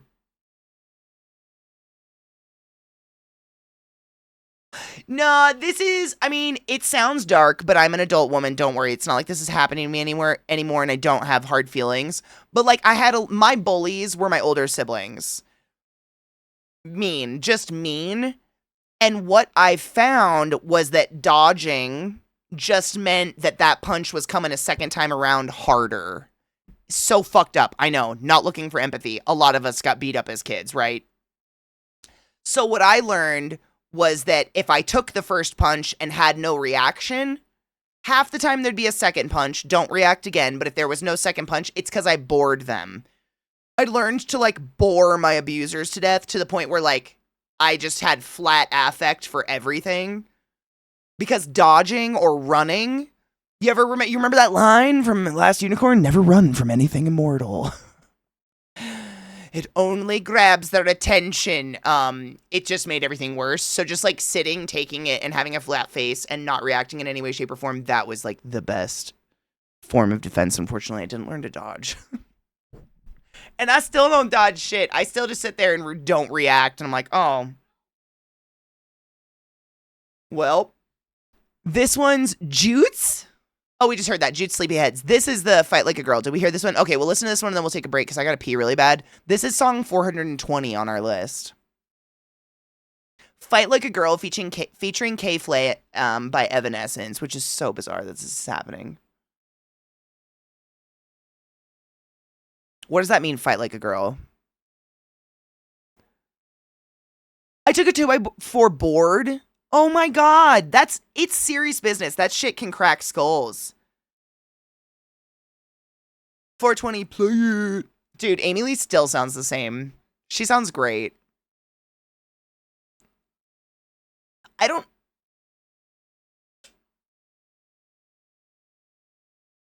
know who K-Flay is, though.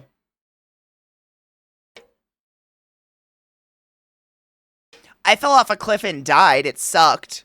Yeah, well, I tumbled down a cliff and broke my leg. Good thing I found a dead body down there. I lived off of it for months while my leg healed, and then I hiked back to civilization because I'm a badass.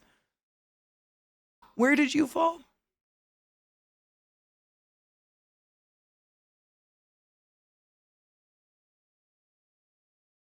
It's important. Everyone should know how to dress a deer. Body. I can't answer. I'm dead. All right, good point. Touche, motherfucker. Did I get these ones? No. I got you.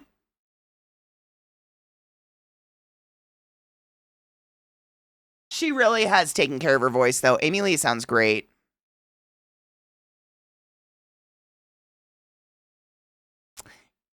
Tommy want wingy. I can't do it. Tommy want wingy. Nope. Nope. I'm grabbing these.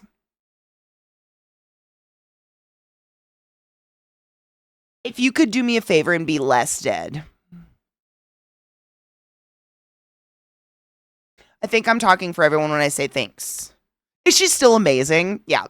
I saw her when I was younger. She's just fucking, she's a beast. She's always had those immaculate vocals, though. My God. And it's so nice to see that she's taking care of her voice, because it's been many years and she still sounds really, really, really, really, really good.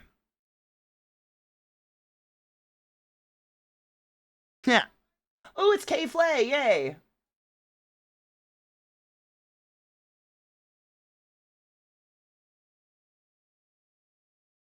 Yeah.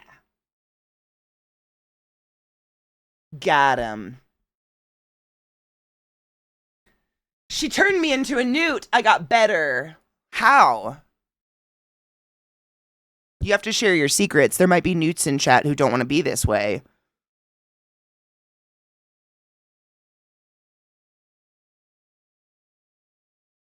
I try my best. I've never started a fight. I have no interest in starting a fight at all. But I'll finish one if I need to.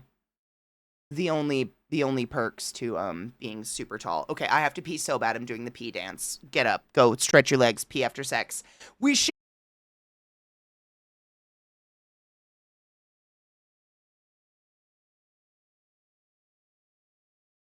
Queue is not too long. Our queue is quite reasonable today, Kosh, if you would like to throw some links in. Depressed. I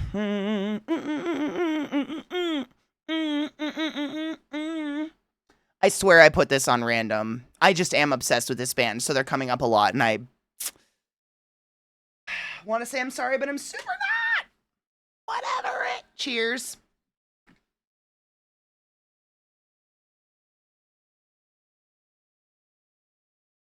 He has such a pretty voice.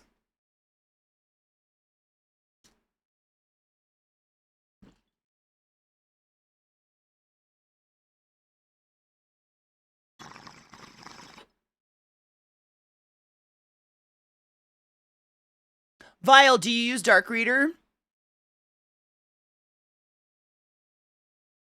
Mine hasn't been doing that in a while, but I uninstalled and reinstalled Dark Reader because it was Dark Reader being weird.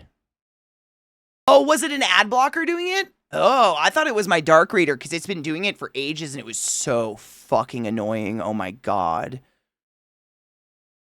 Thank you for those biddies. I did it because it costed $4.20. Cheers. And hail Satan. Oh my God, fireworks. Cute. YouTube has gone hard on stopping ad blockers. Wow. Bless their heart for trying, I guess. I commend them. Our bottoms. What? I'm nervous about you. I think we've seen this.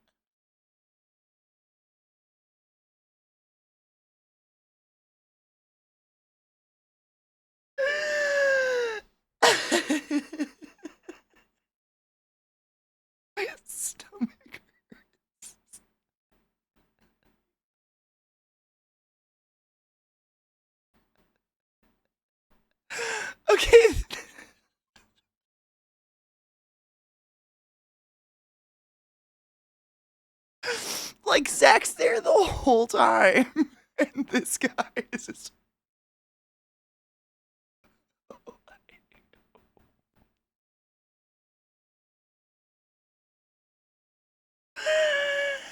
My stomach hurts.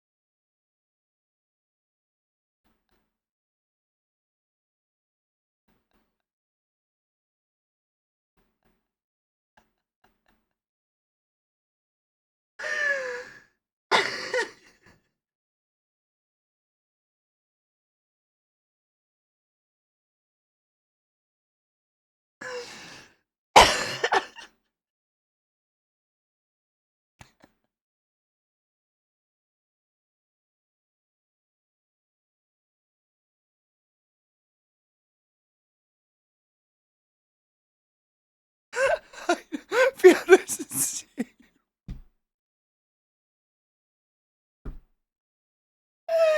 same though.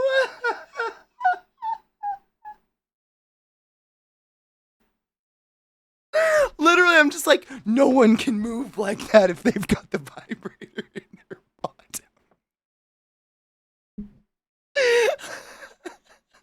And then the second guy comes in, and he's so much more wiggly, and I'm like, it can't be that guy. He's like, he's doing the fucking work. And then it pans to Zach.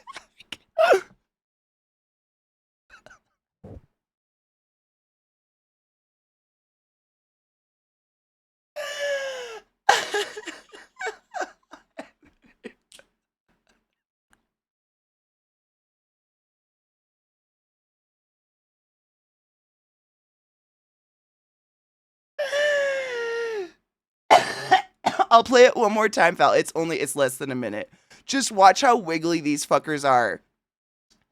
Go into this and thinking to yourself, which one of these fuckers has a vibrator in their ass?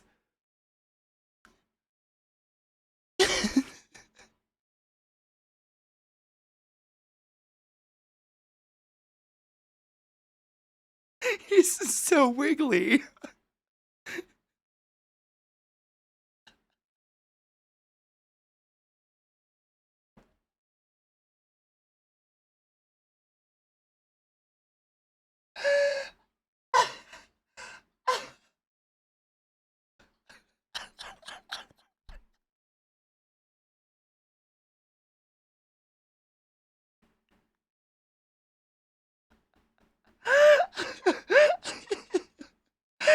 Zeke did. He has pretty long hair right now. He's been like combing it back.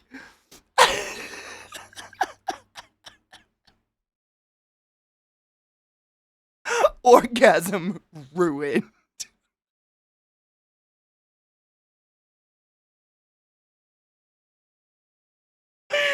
This is what Fiona said that made me shit, because it's exactly what my brain did. Listen, though, the whole time I'm like, well, it isn't you. You're flailing around too much. Nope, not you. Same thing. Uh-oh.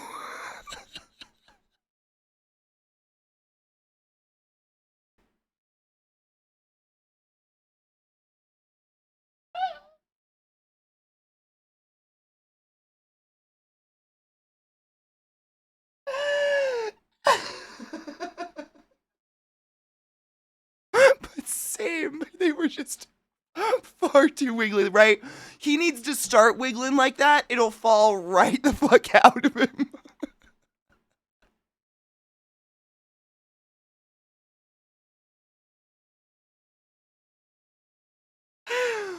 Thank you for sharing that again. I hadn't seen that in a bit and I forgot about it. That's Great. It's kind of catchy. Which one of us has got a vibrator in their bottom? You just got to get that wiggly. Stop it. I hate TikTok. I love apples.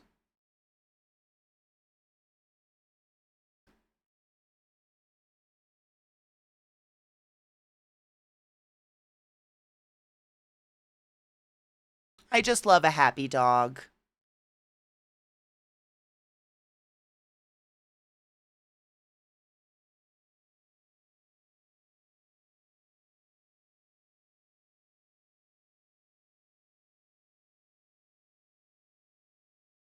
That pup's a great flagger, though. I'm just saying. Like, the dog obviously has a gift. Get with it. Right? Like, that tail wag and that joyful, like, throw your feet forward run that dogs do when they're just being goofy and having the time of their life. It makes my soul so happy.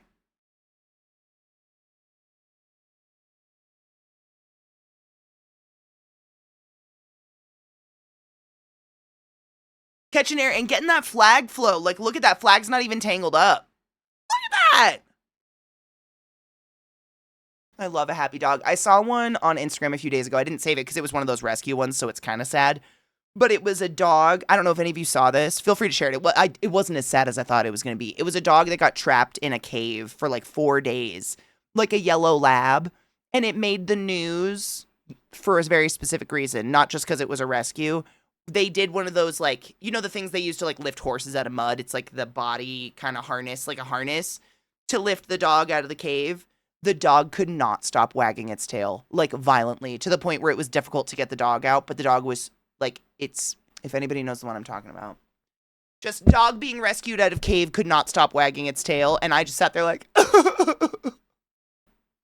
dog joy is the best thing ever. I love dogs so much. It was really cute. It just made me really happy. Okay, where the fuck? Lola Young, one thing. Ooh, she has pretty makeup.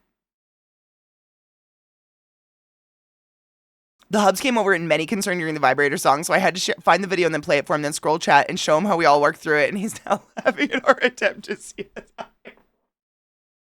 I really was. I genuinely, you ask me a question and then present me to people going, you know, whose bum is it in? Could it be me? I'm gonna wonder, whose bum is it in? I'm participatory. Hold on, I unplugged myself. I'm very participatory. I need to know what bum it went into. And those two were clearly far too wiggly for a bum vibrator.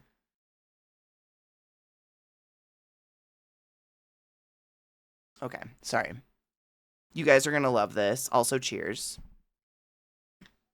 It's just heartwarming. The doggy's okay. But I love me a happy dog. I don't even know where we're at in this. Pause, you son of a bitch. This is it. Dog rescued from mineshaft after 4 days.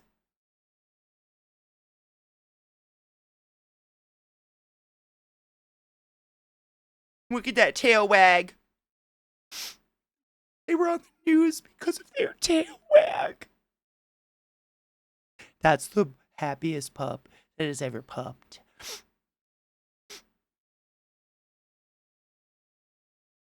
He's probably so thirsty. I know. Look at that poor baby.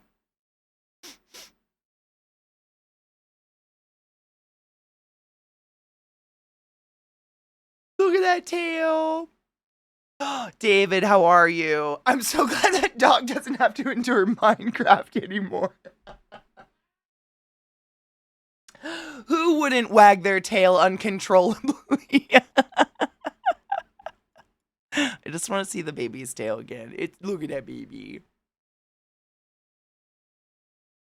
Such a baby. I love a happy dog.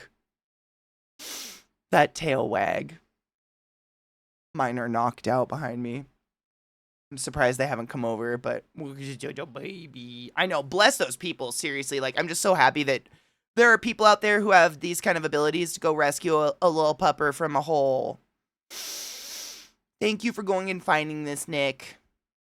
I don't like to share like the rescue videos I watch because a lot of them show like the really sad state of the animal, but this is I mean, 4 days is a long time to go without food and water, like don't get me wrong. But the baby's okay, obviously, and just wagging its tail uncontrollably and having the best time. Dave of Kawach, see how many doubles I grab? It's crazy. Okay. Let me move some over. Actually, hold on. Let's do this. Let's do that. And do that. And do that. And then we'll listen to some Spotify because we cleared out some... Oh, shit. No. Let's do that. Just... Anybody else verbally coach themselves through just like daily activities all the time? It's okay. Me too. Fuzz in the air. This is where we are. I think this is the a deer, but it's vagina. Yeah, you do? Good. I'm glad I'm not the only one. Constantly. Like, I verbally coach myself through life all the time. We need to go to Faded Friday. I can't even scroll it with my wheel anymore. I gotta drag. It's too big. That's what she said. Heyo! Oh shit, where were we? Sometimes by Jerry Cinnamon. I think. Yeah, because we listened to Fight Like a Girl, which was dope.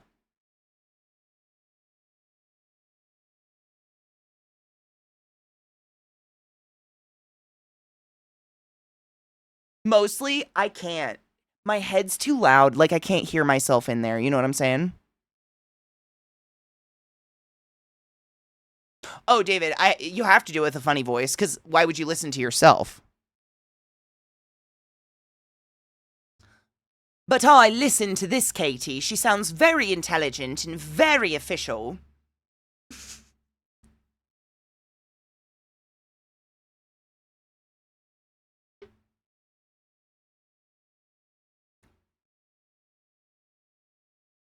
Speaking of people, this is a Scottish artist.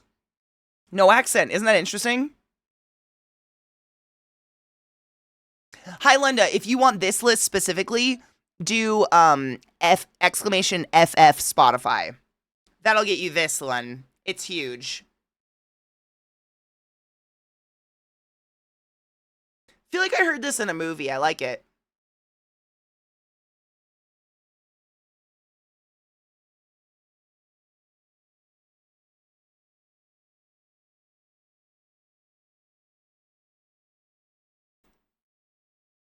I like this.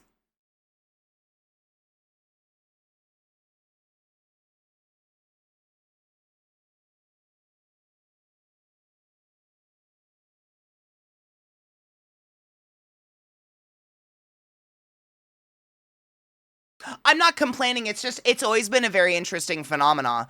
Like when we were kids, I remember hearing certain artists and having no idea they were English because, we didn't have social media and stuff. So unless you like caught an interview of someone on, TV or something, you didn't even know. It's just weird. Like, it's just a strange phenomena. Interesante. Muy.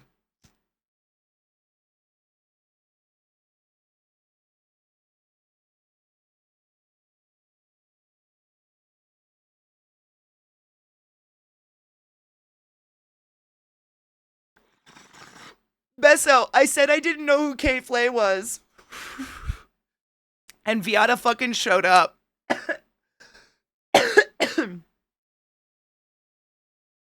Did they, David? I don't know. I'd watch that, though. I've listened to linguistics people talk about it, and from what I've heard, like, I don't know if this is really relevant anymore, because, again, social media and, like, the worldliness of us these days, but when we were growing up, when you and I were younger, at least, like, most people from other countries grew up hearing American media and American pop singers, and so when they were learning how to sing, they were singing along to American pop singers, therefore they just tend to sing without an accent. They sing more like an American singer. And you hear like inflections of that accent here and there, and it's just interesting. It's just a weird, It's fascinating. Linguistics are fucking fascinating.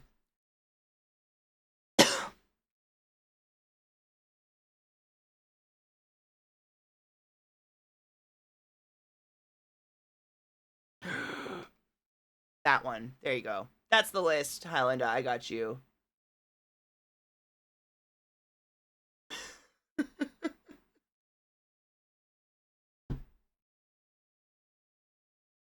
Mishy, is this the first question?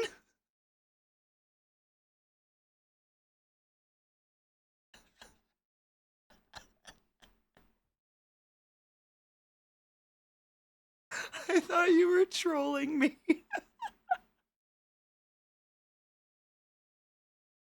Because technically, that is a question. Technically. No.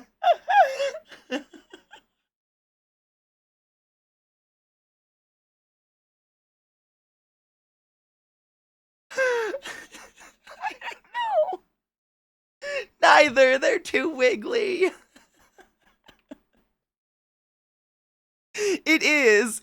Hold on. Mish, but wait, is this the question? Me. I wonder what that link could be.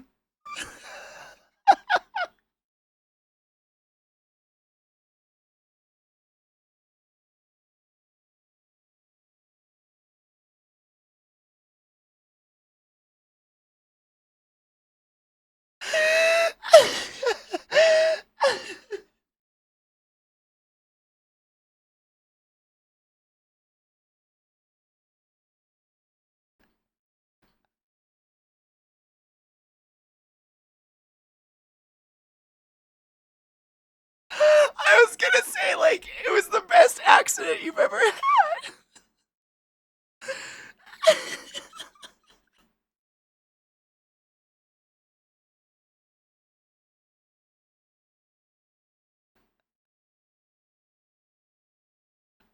There is, there is a, there is a question.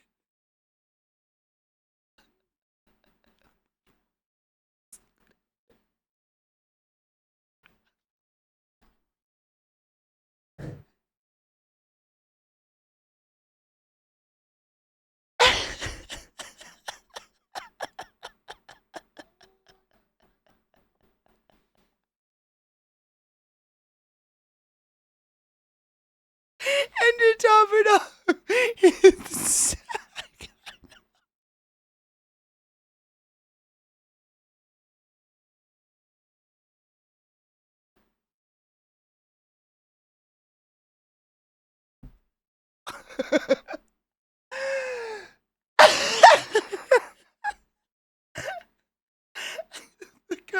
and the customer is still there.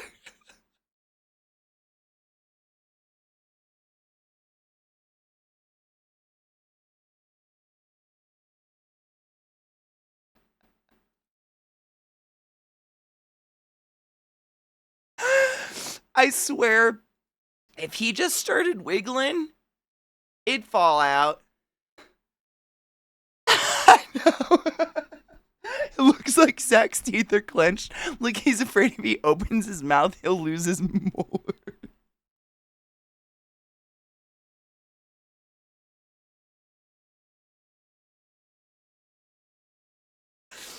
Thank you for sharing these moments with us.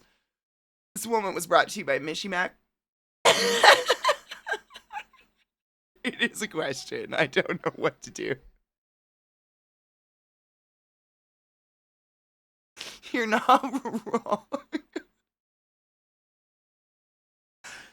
So, how's everyone doing?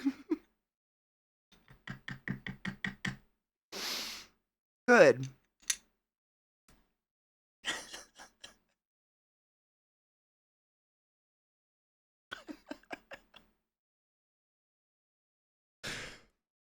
You know what? Should we gauge ourselves by Zach? On a scale of 1 to Zach, how are we today? Or wait, on a scale of Zach to 10? I guess that really depends on where we stand on Zach right now. Oh my god, is that the origin story for anal torpedo or whatever, anal railgun?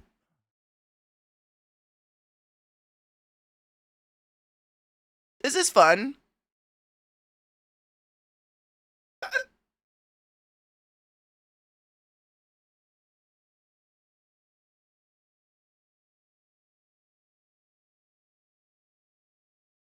Your name is human. Okay.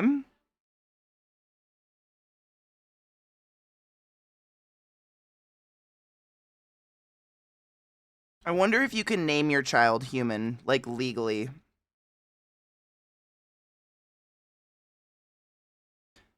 Someday I'm gonna get a cat and I'm gonna name it People.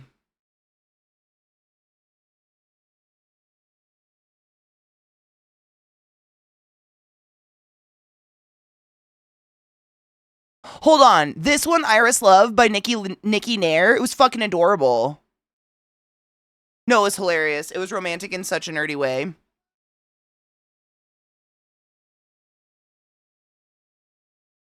No, there's been a lot of really good music today. There hasn't been a loser in my mind. Yeah, it literally caught my attention with that lyric because it was adorable. Hold on, I just fucked us up. There we are. Sorry. And I know there's doubles.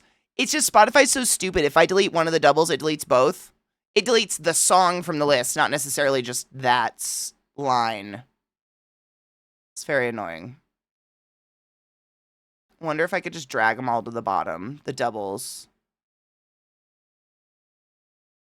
Those aren't doubles. I got Sometimes by Jerry. I don't know why I do that.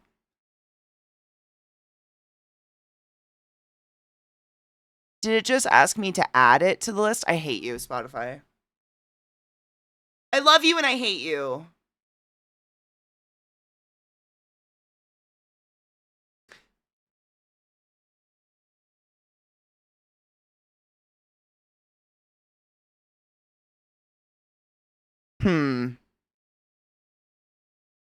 I love Spotify, but when it's like I'm just trying to brain fart, like how can I get rid of the doubles? I guess I just delete them completely and then go add them again.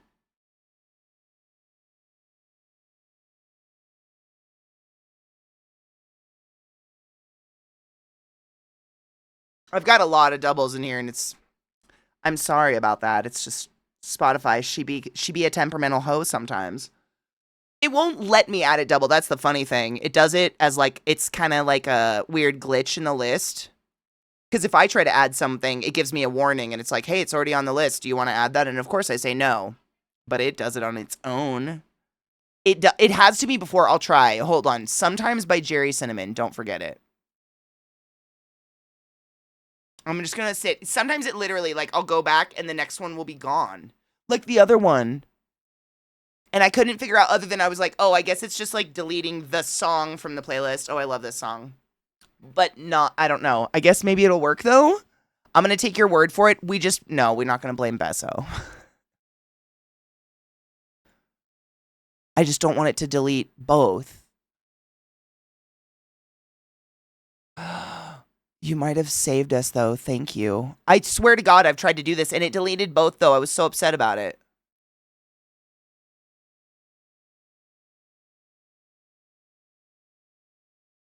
Yeah, this is a good song. Another Swedish curse upon the world, along with the furniture you can't repair. You can't even assemble it to break it, let alone repair it.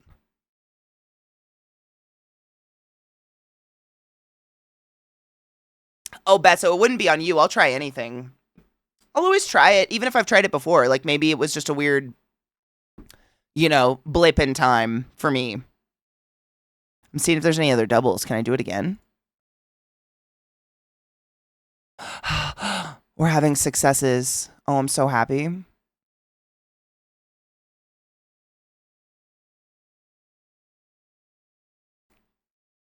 Yay!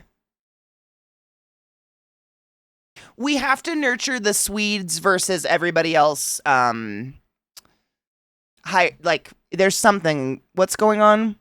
It's like the Swedes and the Nords hate each other. The Norwegians, for some reason. Like, if you called a Norwegian Swede, they'd punch you in the face, but kindly.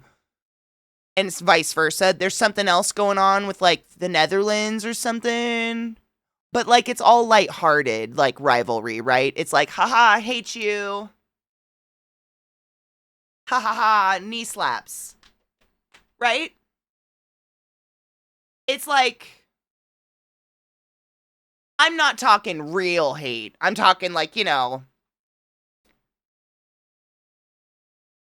there's like a little rivalry going there. I nurture it. I think it's fun. Yeah. I mean, David, did I ever tell you how my grandpa would wear orange on St. Patrick's Day just to haunt my Nana?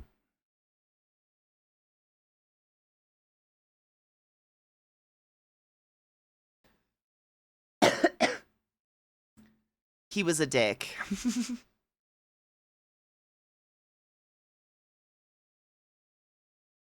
That's when we've seen that video before. It's a really good video and a really good song. This one, Yo You Didn't, Straight Jacket's literally playing right now.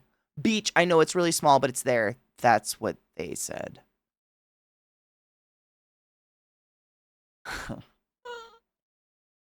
Straight Jacket by Quinn. XC2.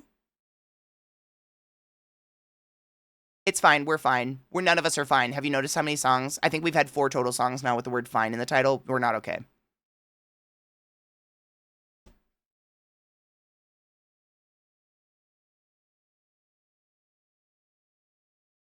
Yeah, what's the Roman, let's figure out the norm, or is it the Roman numeral? So it's 10, 100, so it's 100 minus 10, so 92, or is it, yeah. When I say it out loud, Roman numeral rules seem stupid, but I think that's how it goes, right?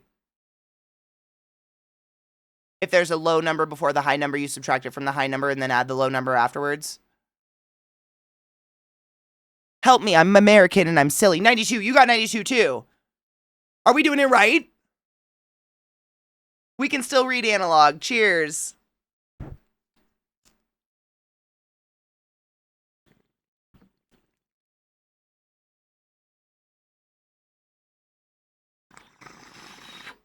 Oh, does it really? So we pronounce 92! I feel like, I mean, it's not that I've ever struggled with Roman numerals, but you do it so quick in your head that I forget their actual rules. I just like, you know, it's kind of like just recognizing words and reading it before you're actually reading it. Nick, thank you for the 100 biddies. I appreciate you. Right, Nick!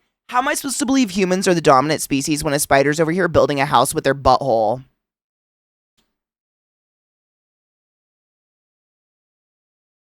Spitting facts. Spitting facts.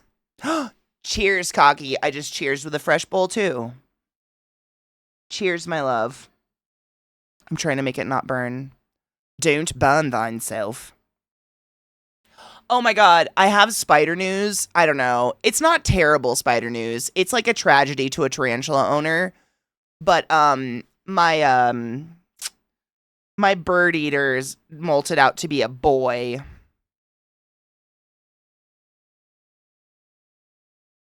Which means he's not long for this earth. Brittany! I know. When they molt out to be a visual male, it means they're going to stop eating, and they basically just, like, starve themselves to death until they mate or die. It's really sad. They don't live very long. I'm sad about it. I have too many males that have passed away. And they just don't. That all they want is to fuck. They just stop eating. It's so sad. I know, boys are gross. It's that one. It is. Seriously, it's a one brain cell. Life is so legit when it comes to tarantulas. And the moment, like, I saw it, I saw the molt, and I went to pull the molt out, and then the tarantula was sitting there, like, you know, doing the heavy breathing, whatever, after they molt, and I saw the hooks, and then I saw their fucking nut sacks, and I was like, no! Brittany, no! Brittany! Ugh. I'm disappointed. I'm not mad. Just disappointed. This next one's Pray to Me by Death by Romy and Palais Royale. Did we hear this one? I don't know. Literally Brittany bitch. That's her name. His name. I pray for females not because I'm against the mans. It's just females live exponentially longer and they don't stop eating. They don't starve themselves to death. I get sad when I get a boy tarantula because it just basically means, oh, that's a death sentence. Makes me sad. I know. I have her molt, one of her big molts framed on my wall.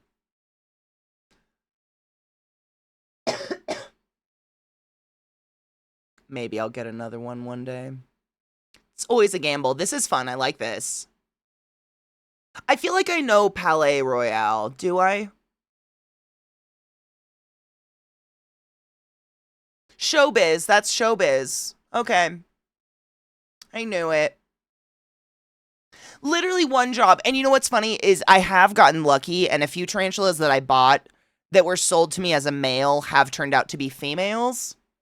So I got like lucky in some instances, and then in a lot of others. Oh, one of my others turned out to be a male too. One of my my dwarfs. I have two species. I have Dolichothele diamantinensis, and then I have Pteranopelma sazami, and they're both like blue jewel tarantulas from Brazil. And one of them has balls on his hands now. It just means they're gonna die, and I hate that. It's exponentially cheaper, yes. If you buy like an adult, a full-grown tarantula that we can tell is a female already, it's like $300 to $600, sometimes even more, depending on like how rare the species is. Whereas like a baby tarantula or a sling is what we call them, like as big as your pinky nail, you know, those are like $25 to $50, depending on what species, rarity, etc. Because essentially you're paying for all that care.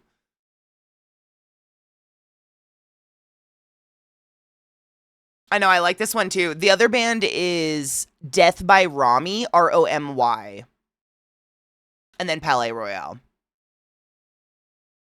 If the boys could get off with each other, would that save their lives? No. This is why, like, no shit. I know, right? If only gay would save their lives. They starve themselves to death because something in their mind is telling them they're going to be food. And there's no point, but they're not, like, actually, you know what I'm saying? Like, instinct kicks in, and the chances that that female will eat them after they copulate are super high, so, like, why waste the energy? So they just go out of their way to starve and fuck and die. It's so frustrating. They have spider loot boxes. That exists. You can literally order mystery spiders if you want. I have a couple. This one's Conquer Divide. We love Conquer Divide. Paralyzed. They're great. Nature is wild. Wild. Like, imagine you go, you know, the vast majority of your life, and then one day you wake up and your hands are testicles. And that's just how you live out the next year of your life. And you don't get to eat anymore because that doesn't matter to you. All that matters is your testicle hands. Spiders. So we pray for the ladies. Spider loot boxes are just spider egg sacs. No shit. If you go to tarantulacribs.com, which is a tarantula breeder that's very ethical, they're great. I have many spiders from them. They sell mystery tarantulas around the holidays that are very cheap, like $15 for a baby spider. And essentially they tell you where they found it and you get to guess how to take care of it. So like they'll be like, we found it on the ground, so we think it's a tarantula that wants to be on the ground. We found it on the ceiling, we think it's arboreal. I got a fossorial. It lives underground. That's all I know. I like this song. It is. And then they go and make a home with their butt. Of which has fingers, by the way. Anus fingers. It's crazy. Teeples are not okay. To be frank, if I didn't have a kid and a great boyfriend, I too would probably be starving, fucking, and hoping to die soon. You know, you bring up a fair point. Imagine a human-sized house made with your butt. I don't have to. I watched a really cool, oh my god, what was it? Like a time-lapse video of a giant 3D printer 3D printing a house. And it literally was, it looks like it was designed off of a spider spinning a web, because it does exactly what a spider does. It moves in circles and goes back and forth. It's insane. You can 3D print a house in under 6 hours. It's pretty wild. It looked kind of like a shit. It was like an igloo at the end, I think. Kind of igloo-y shaped. But did it use its butt? Well, kind of looked like it because it looked like it was serving soft serve ice cream. Like that's how it. You know that commercial with the rainbow shit and the unicorn for the tushies? Not tushy, for squatty potties? Kind of reminded me of that a little bit.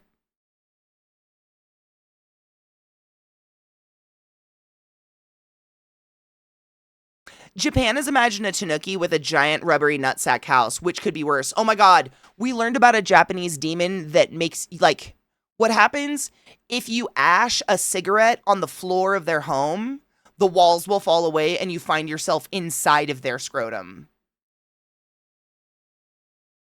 This is a learning place we learned together. That's something we learned together. Is it a tanuki's ball sack? Is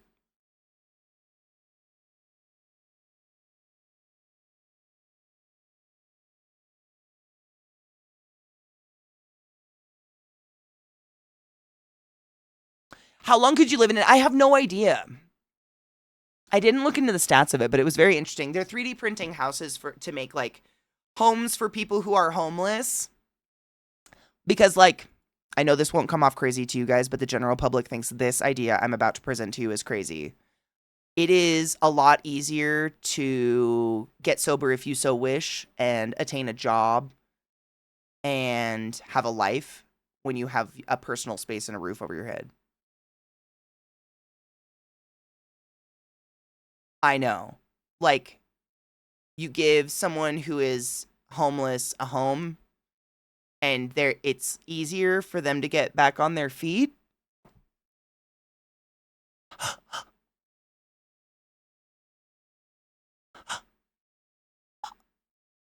Concepts. Wild. But there's a lot of people going out there embracing this concept and going forth and trying to do things like this, like turning old out of commission like storage units and stuff like that into homes, like actually like fleshing them out to be real homes, not just giving people storage units, but actually doing that, or 3D printing homes, etc. And the success rates of people being able to get back on their feet and live a normal life is fucking off the charts. When they're literally just given a home, and people are like it's crazy when it's presented to you. I've listened to people talk about this, and they present it like they're. I can't do it because I cannot fake it that much. But like seriously, like we didn't quite expect the results we're getting when presented with personal space that belongs to you, a home, a roof over your head, and a lock on your door that people tend to have an easier time cleaning up their lives and getting a job when they have an address. We really didn't foresee these results. Oh, what? Okay. Okay, Bill. All right. Have you thought recently? It's crazy. I've watched this so many times, but genuinely, there's a lot of people that are actually listening to this and going forth and doing it, which is pretty cool.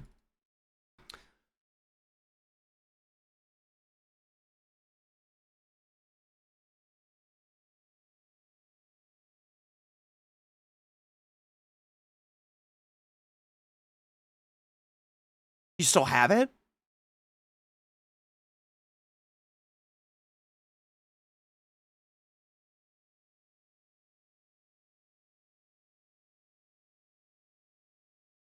Inconceivable!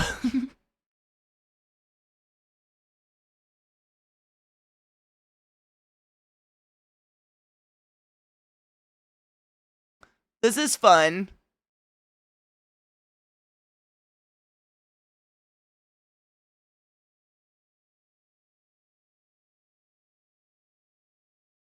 Oh, the lyrics are call outs.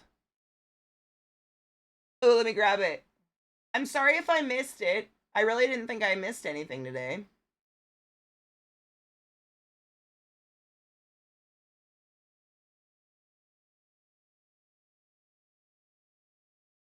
When did this song come out? Who are you?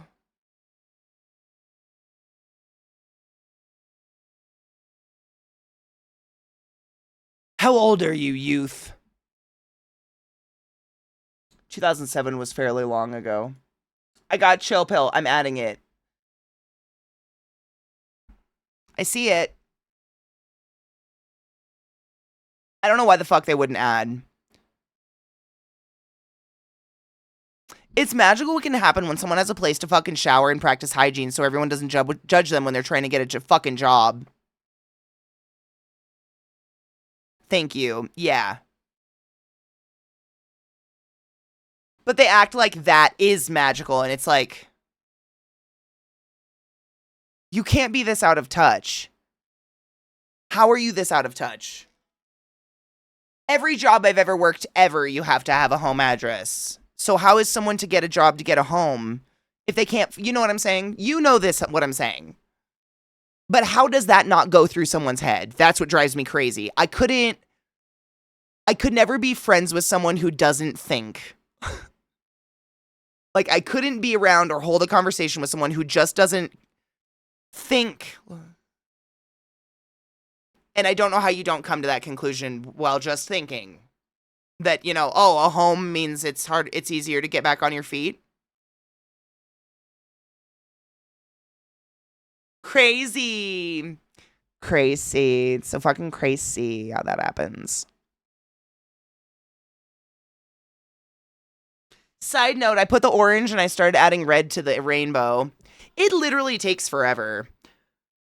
Dude, right, Super Bob? I've tried not to be, like, pretentious because not everyone thinks the same as me. I'm not saying someone has to think the same as me or even come to the same conclusion, but just thinking as opposed to just, you know, and I know we know, I know we know, I know we know, you know, I know we know, no. Ooh, woo. We all know people out there who are just so fucking disconnected. They're very much like, not in my backyard.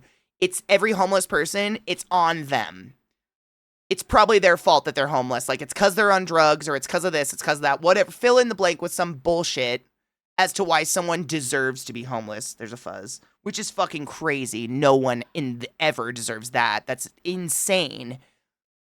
But when they're presented with the idea that you and I just thought of, and they act like it's like, oh my God.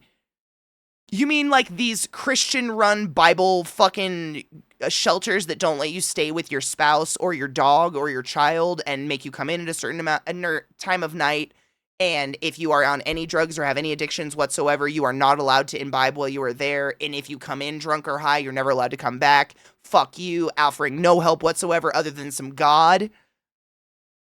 You're saying that all of that isn't helping people get back on their feet? Huh. Lay, huh? Okay, huh?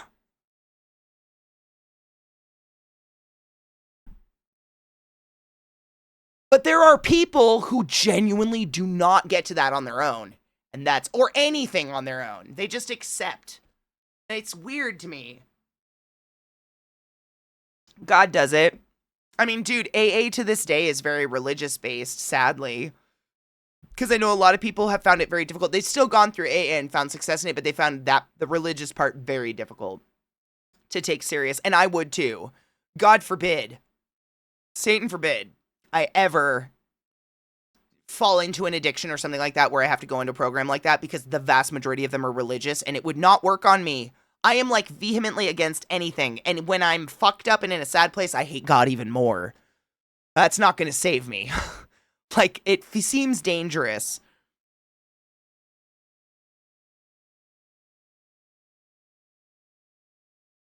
A friend of mine has the stupidest girlfriend. She knows nothing. She cannot contribute to any, it's sad. I feel bad for people like that. People assume not doing well is a personal failing rather than a systemic crushing, 100, or a roll of the literal dice, which is literally a consequence of the systemic crushing. 100%, it's gross. One of my favorite quotes from Babylon 5, EarthGov has offered, this song is really good, by the way. This is by Gavin Osborne. I love it. EarthGov has offered a job to anyone who wants one, so if they don't have a job, they must not want one.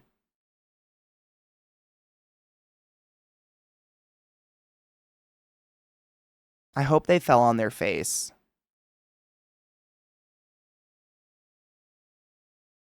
As someone who was a hiring manager for McDonald's for 6 years, let me enlighten you. I needed your social security card and ID and birth certificate. Boom. Most people don't have all three available. If I did hire someone who seemed questionable, I frequently got scolded by my managers and they would essentially bully the people to leave. I also needed a mailing address, McDonald's, the bottom of the barrel, and I usually don't hire and keep homeless people. That's like I haven't worked in hiring, but I've worked in management at multiple places, fast food, restaurant, Lowe's, and I don't know how you could get a job without an address. Like, I remember when the internet, blew up and these guys in like their 60s and 70s who were retired or just physically couldn't do their construction job anymore, they'd come in wanting a part-time job at Lowe's and they couldn't apply because they couldn't use a computer.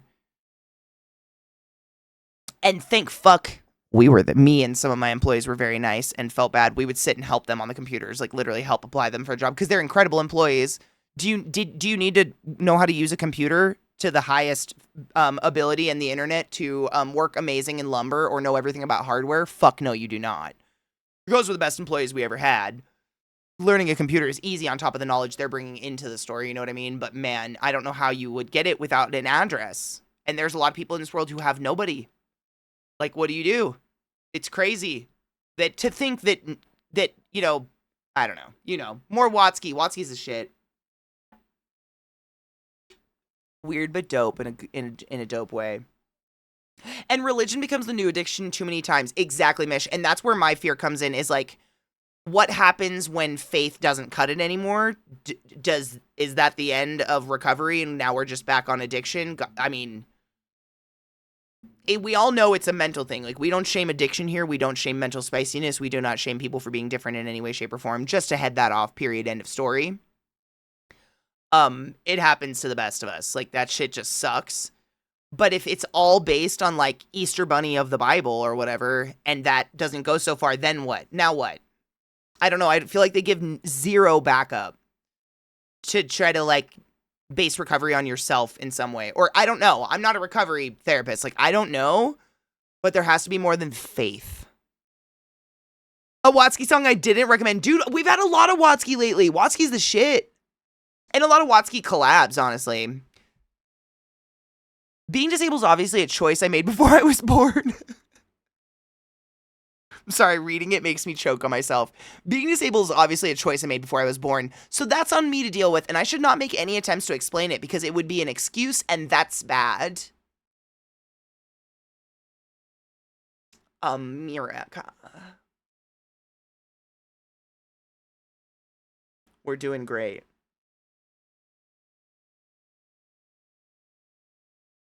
We had the same thing at Bass Pro. Some of those retired vets are the best employees at that store and deserve it all. We had the same shit. Like, the knowledge they brought in from lifelong careers as something else, and they were just looking for something to do in their retirement. A lot of them were vets, and they, don't get any benefits or anything, so they were coming looking for a job. They have to work till they die. But they were so fucking smart. And, like, the barrier to just apply for the job was knowing how to use the internet. But this was, like, late 90s, early 2000s when that was not really... Not everyone knew how to use a computer. Touchscreen phones weren't out yet. It was a weird time. What happens when faith no longer manages exactly? Like, what are they going to fall back on? You haven't given them anything else. This is a cool song. I really like this. Watsky's the shit. Watsky. I've recently been introduced this year and our community has embraced, as far as I know.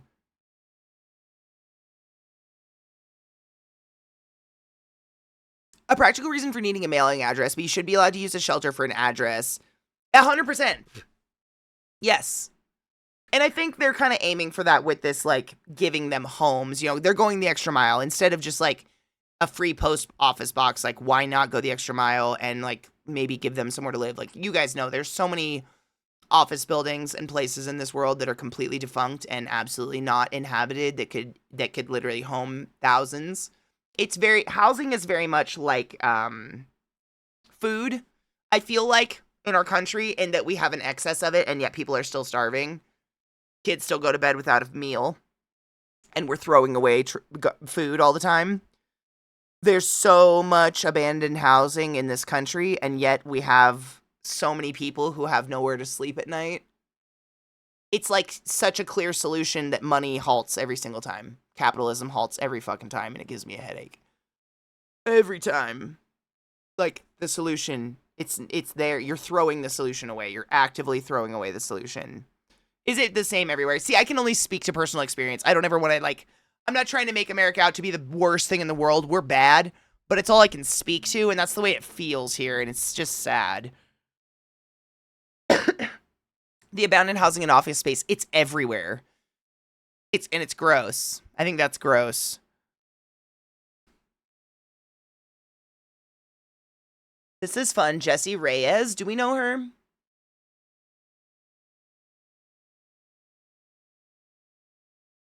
What song is that in the background? What sample?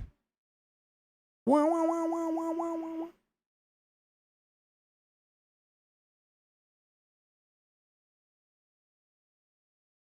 Mm, mm, mm, mm, mm, mm, mm. Smashing Pumpkins. I was just gonna guess that. Bum bum bum bum bum. This is fun. I like this.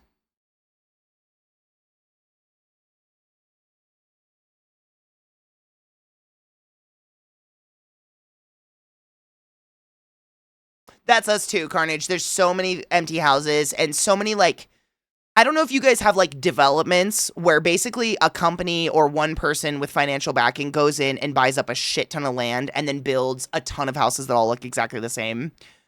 Or like duplexes or something. This happened like early 2000s and it's happening again where they did that and then but the housing market crashed so no one could buy any of them. So there's just acres of empty brand new houses. Never been lived in. Like, it's crazy. I hate it. That last one was Jessie Reyes, Psilocybin and Daisies. I really liked that song. This is Lil Sims and Cleo Soul. Woman. Oh. There's some fashion in that corner right by my face.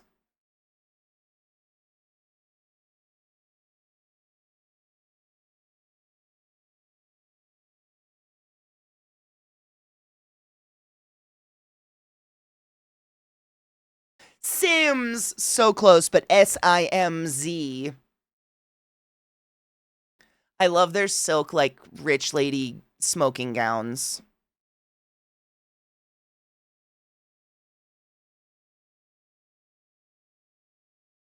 This is dope. I like this. This is chill as hell. I grew up volunteering in homeless shelters and such, so I've always busted my ass to do everything I can to help those people. I'm glad you were raised that way. When homeless people came in and told me they were homeless and trying to get a job and get back on their feet, recovering from addiction, whatever, I offered them rides to work, would let them shower. I'm glad you were raised with a heart like this, seriously. And frequently sent them home with food. I did everything I could to help them, and I felt so bad when higher-ups judged them because of smaller things. I wish I was raised more into that. You know what's crazy is I actually had, like, I was afraid of people who lived on the streets and whatnot. Like, I was taught that I would be abducted, and I was scared of them until I think I want to say it was like my sophomore or junior year of college. A friend of mine did this thing that's kind of like Greenpeace or whatever, but it's like before you have a college degree, you go off for a summer or a couple years. You do college in a different city or a different state or a different country, and you work with people who are homeless. Like, you volunteer helping them, and you live on nothing. Like, you get very meager income whatsoever, if there's anything, and I can't remember what the fuck it's called. But we did this thing called Hands on Hartford, so it was in Hartford, Connecticut. And we volunteered for soup kitchens, food kitchens. And I'll never forget my very, very first shift, how fucking scared I was of just people. So scared. And literally all I had, like, my job for the day was just hand out trays of food and take their ticket. Like, you get a little, ticket at the door for whatever, and hand out trays of food. And it started out with me, like, borderline shitting my pants, this little scared-ass white girl in Connecticut, Hartford, Connecticut, on a weekend when it's fucking like a zombie land because no one lives there. And there's blood on the sidewalks, and it's very frightening. The night ended with me learning how to play dominoes with a bunch of people from other countries that did not speak English, and I could not, all sorts of dialects of Spanish that I could not understand for the life of me, but I learned how to play dominoes, and we had a fucking blast. But it was one of these weird moments in my life that, like, when I retell a story like that to someone who didn't have the predisposed notions I did, it doesn't seem like a big deal, but it was actually, like, rewrote my personality on a certain level. And since then, I've volunteered at soup kitchens, food kitchens, etc., places that I can, because I just think it's unfair that I was born into a life that gave me a home, and some people weren't that lucky. But when I was a kid, we did do a really cool thing that I am grateful for, that I still do to this day, but it's different, and you guys will know what I'm talking about. But when I was really little, what my mom would do is she would take us to the mall. And at the mall, there would always be, like, in the middle of the food court, this huge Christmas tree that was as big as the windows for the food court. Most big malls, they had the big food court windows, whatever. And that huge Christmas tree, and there would be a couple people at a desk, or at, like, a folding table right in front of that Christmas tree. And you could go pick an ornament off the tree. And on the back of the ornament, it would have a kid's first name, their age, and then you would give it to the person at the desk, and they would give you this kid's Christmas list, and it would have like 3 items on it or whatever. And it was basically kids that were disadvantaged, lived on food stamps or whatever their family did, and their family couldn't afford to get them Christmas presents. We did it. And so my mom would let all of us kids pick a couple ornaments off the tree, and then we'd spend the whole day at the mall shopping for these kids. And we'd get to wrap their gifts and everything. You can still do this, by the way, but you just can't wrap any of the gifts or anything. Like, a lot of the fun has been taken out of it, and of course it's probably because some weird, shitty people did shitty things. Wrapping shitty things and giving it to kids. Fucked up, right? We can all agree to that, but I'm sure that's what happened. You can still do this, though, and Zeke and I do it every year. We go through and we donate, like, all of the special edition, like, toys, and don't tell the game companies, but all the stuff we get from game companies and stuff like that. Like all the toys, and then we go shopping for stuff on lists. You just can't wrap it, which sucks, but it's still very cool. There's lots of organizations that do stuff like this. I think it's important to give. And oftentimes I find, and I'm sure you guys find similar, this is stunning, by the way, I love this song. The people with the least amount give the most. You don't see people, driving up in a Corvette and taking ornaments off the tree. You see, like, the family of 9 falling out of the 1989 Bronco, going up and pulling ornaments off the tree. Always. Those are the people that give. It's pretty cool. This is beautiful.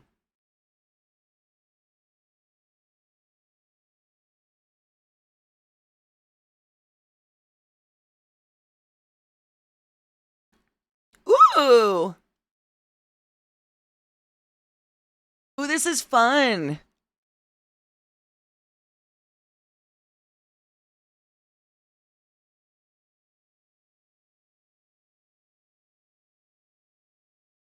Yep, cocky, I understand that. It can be both good and bad. I was fulfilled serving the homeless men, but when I was like 14, 15, a guy asked me if I was 18, and to come find him when I was.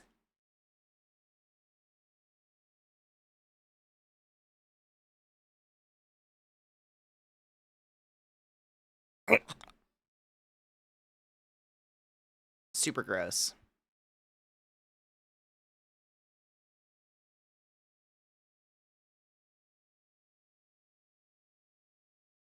I recently made a sticker and it says the only dangerous minority is billionaires. Ooh, bitch.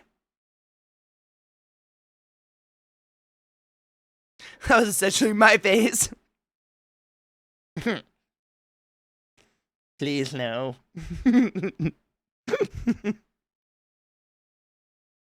Help.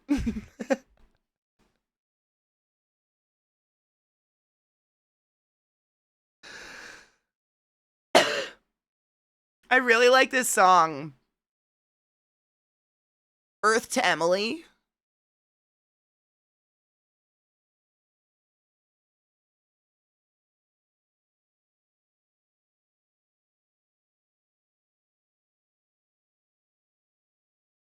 Oh, sins, that's sad.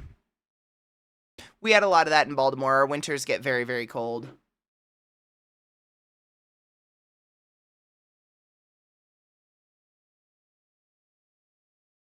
That was, hold up. Earth to Emily. I've always had things for cowboys. We have to YouTube now for a bit. We've done we've done chunks back and forth. I think actually, is it time for a break? I don't know. I'm at that point where I'm very high. Oh God.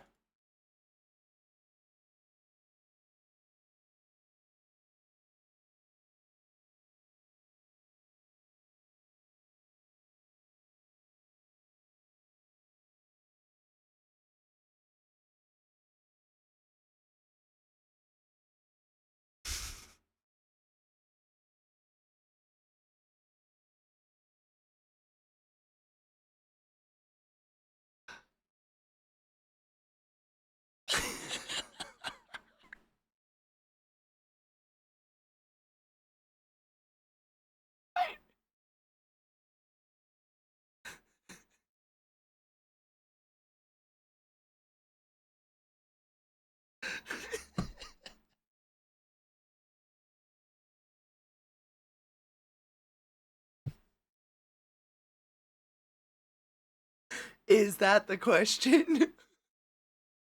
I don't fucking know. Break time.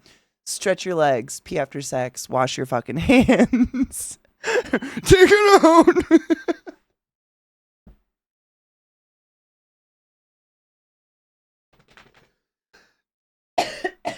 Is it break time, Bill? It's about damn time. In a minute, I'm gonna need a sentimental man or woman hit me up.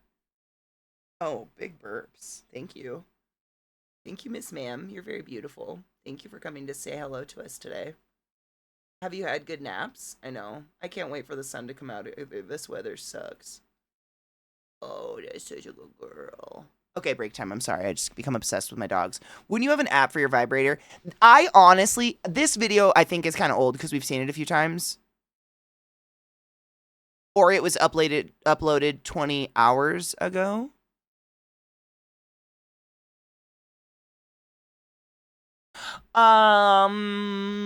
Maybe the app didn't exist. I know that most sex toys these days are controlled with an app, so unless you lost your phone.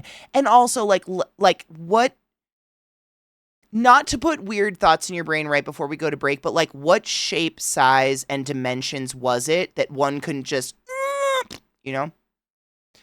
Flared bases. Say it with me, kids. Twat. Waffle. I'll be right back. Flared bases, though. So I thought about it long and hard. VTuber idea. So I wouldn't want it to look anything like me whatsoever. I would want it to be like a mason jar with like a stick and a leaf. And then it would be like a moth. And then like at a certain point in stream, it could be activated somehow and the jar lid would spin off. And then the little moth would come out and I'd have some sort of optical chaser on downloaded or something installed on my computer. So my little moth self would just slowly like hover towards wherever the brightest parts of the screen were until someone activated something that would jar the little bitch again. And she would just sit in there and that it would have a little face on it that would just be my face, you know, without a nose, just like my eyes and my mouth.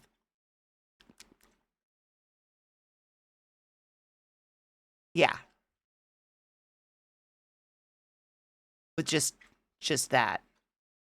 Yeah. They're pervasive in my life. They're everywhere. Thank you, Sonlux. You're great. You guys should listen to Sonlux. They're great. I don't know where these are going to... We don't have lots left, but... as long as you're here, I'm here. I think... is it Earth to Emily? Nope, we listened to that one. Really good song, though.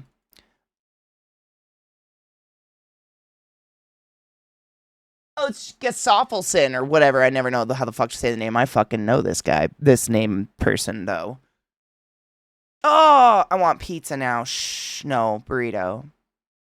It's disgusting here too, Viata, but it's supposed to be the last day of rain. Yeah, this is sick. I feel like I've heard this. I mean, it's probably their music is mixed into so much other music.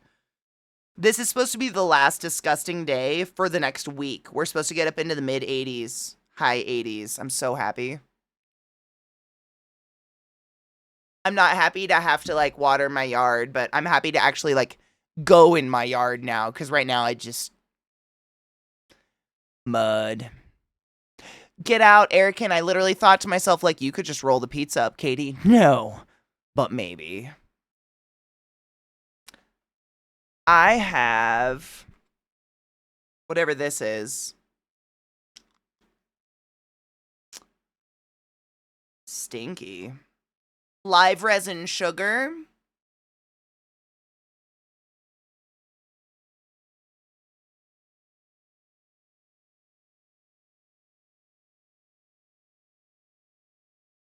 Yes, this is all we've done really good today, but this is all we have left.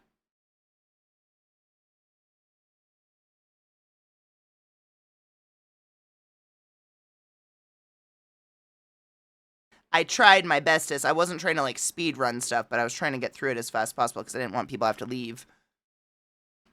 Hot dogs and squash, yum.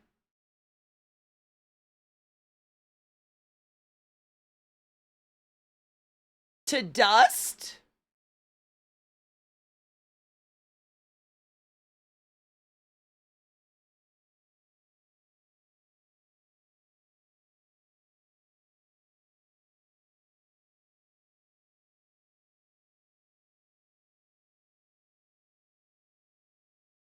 I don't like these, but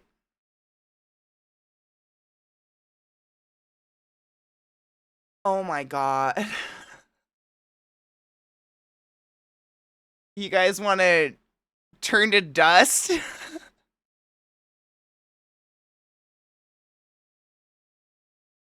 Shit, I didn't mean to do that.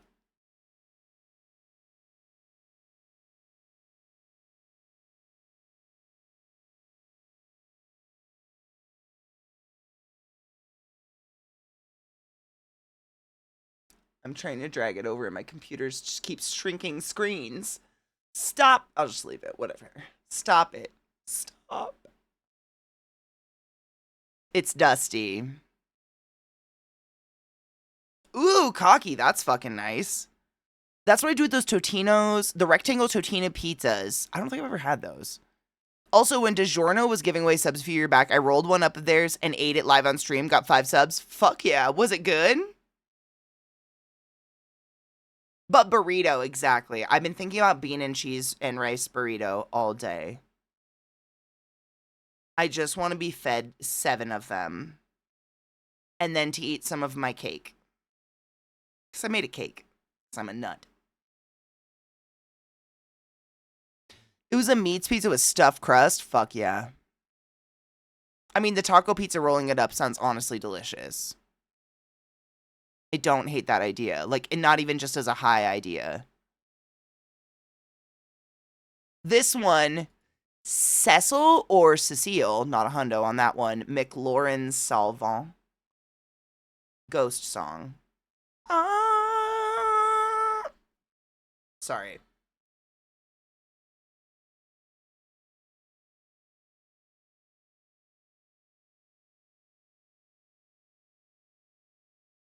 I'm down with Tiny Tina's.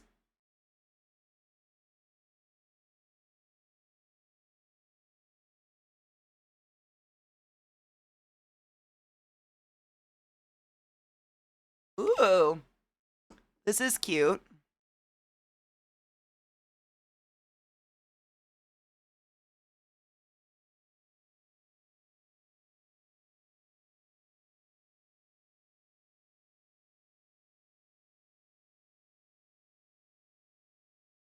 Alright, bitch.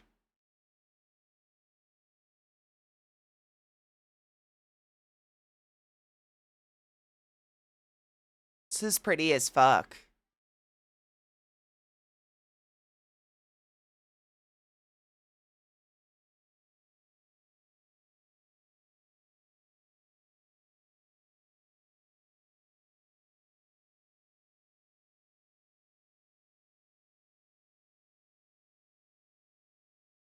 Pretty.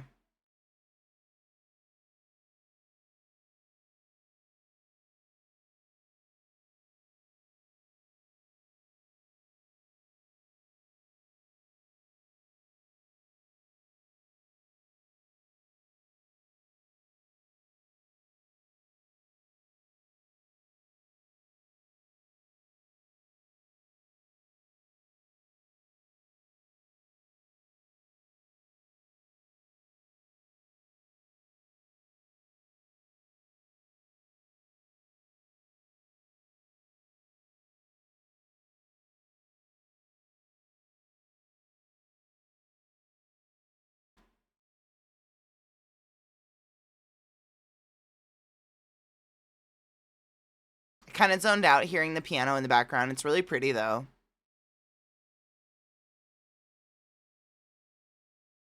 Mm. Mm.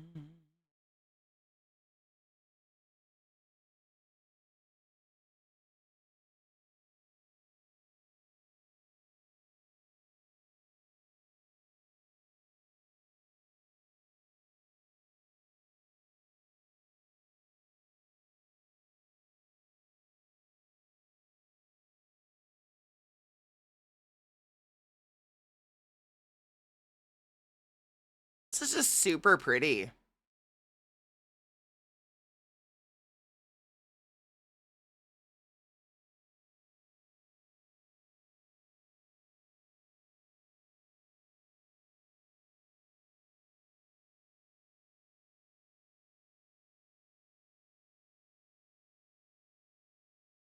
Pretty.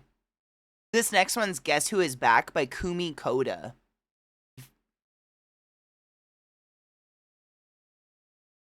She a flexible hoe. They, I should say. If only I read Japanese.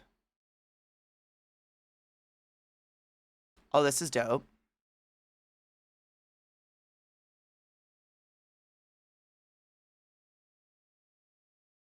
Ooh, this is dope, Crispy.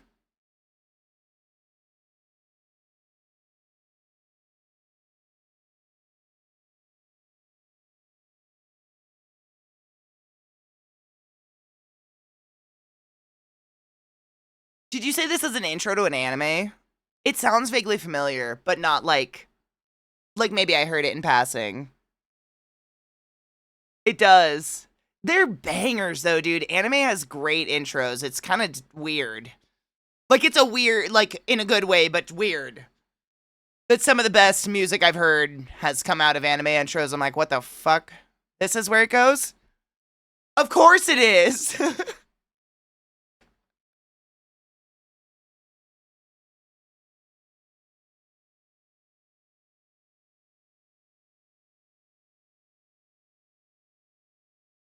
1 minute till 4:20. Oh my god, thank you. What are you doing, bud?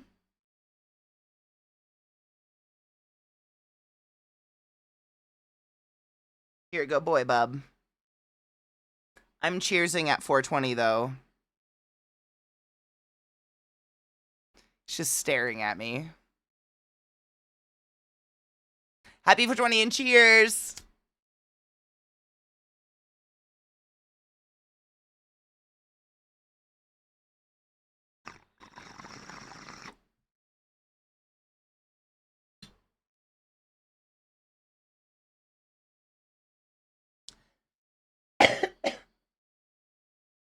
Cheers. Cheers. Happy 420, homies. Happy Faded Friday. It's really just been good music today. I don't know. It's just been a lot of really good music today. It was a winner of a Faded Friday. That makes it harder because I feel like there's not like standouts.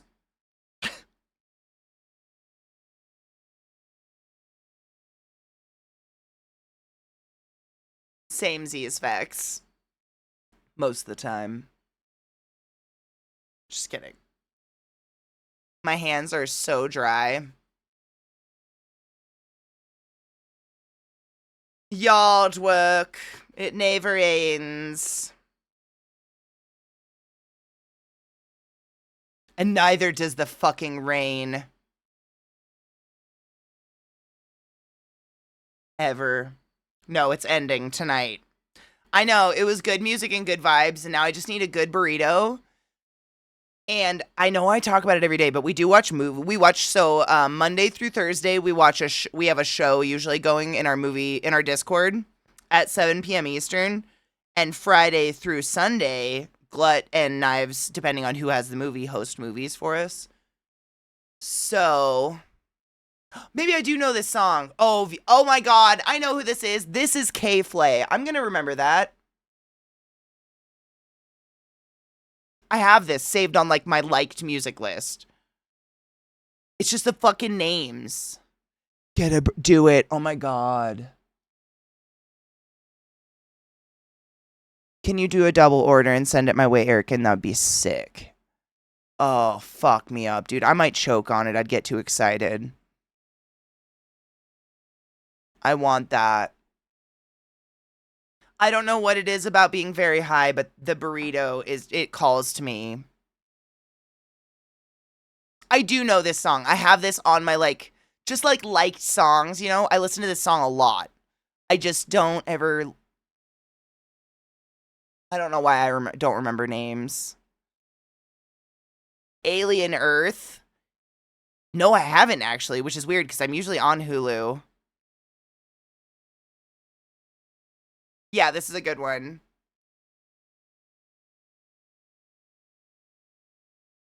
Yeah, you choke on that burrito. You know what's crazy? I'd probably choke on like the taco.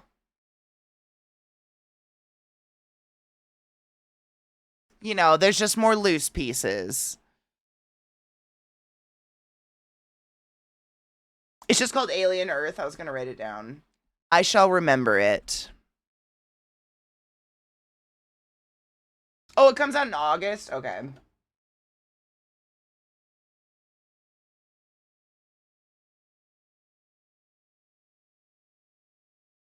Hulu.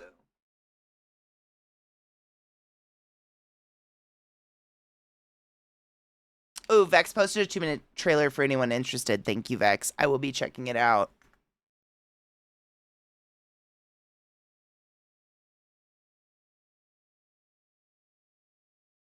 I can't believe I didn't know that. I probably know the other song too. I just feel like a silly pants. Oh no shit, it's Noah Hawley doing it. Same guy who did Fargo and Legion. I know who that is. Hold on, I'm gonna Google to make sure.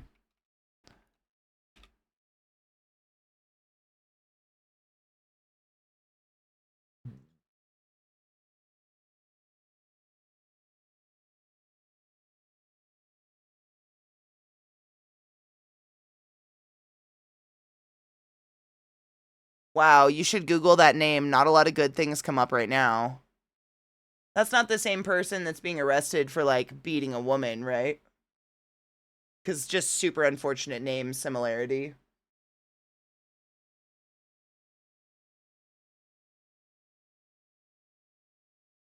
A Ghost fan? Oh my god, yay! Does she have, like, an era or an album or a song? Is it Rats? You did it, didn't you? How could you?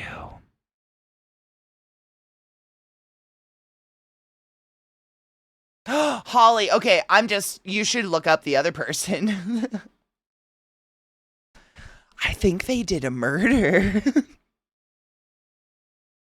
It was very surprising results.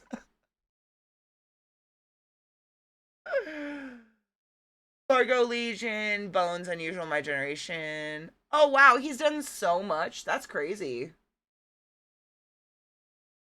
Fuck yeah. Legion's one of my favorite shows. I don't know, dude. I think that show was super underrated. I didn't hear about it until way after it was canceled or like not being made anymore. Oh, maybe I don't know this one.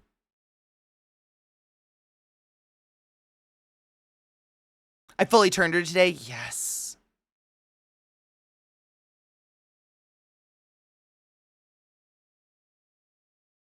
I don't know this one. Legion was so good.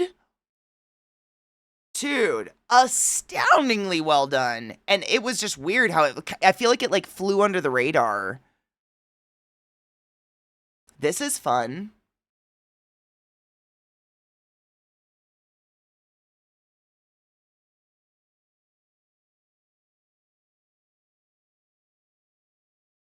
Fargo's great too, but Legion. What the fuck with that show? Like Aubrey Plaza in that. Now I have to go watch all of Legion. So thanks. I can't think. Do you know the name of the actor, the main dude? He's really good, and I cannot remember his name. He's in a lot these days. He's played a lot of different characters. Dan Stevens. He's great. Like, really good. I feel like the first time I ever saw him in anything, though, was Downton Abbey.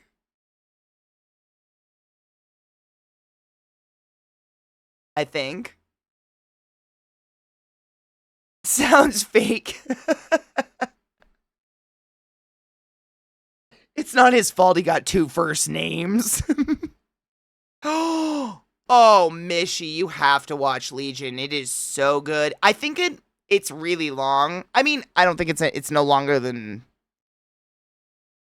I don't think it's any longer than like Farscape. Crazy good show though. I don't even know how to synopsis it because I don't want to ruin it. Was it like 3 seasons? Dan Stevens Vilton. Stir. No, these are really good. The first one I recognized right away. This one I didn't know, but I like both of them.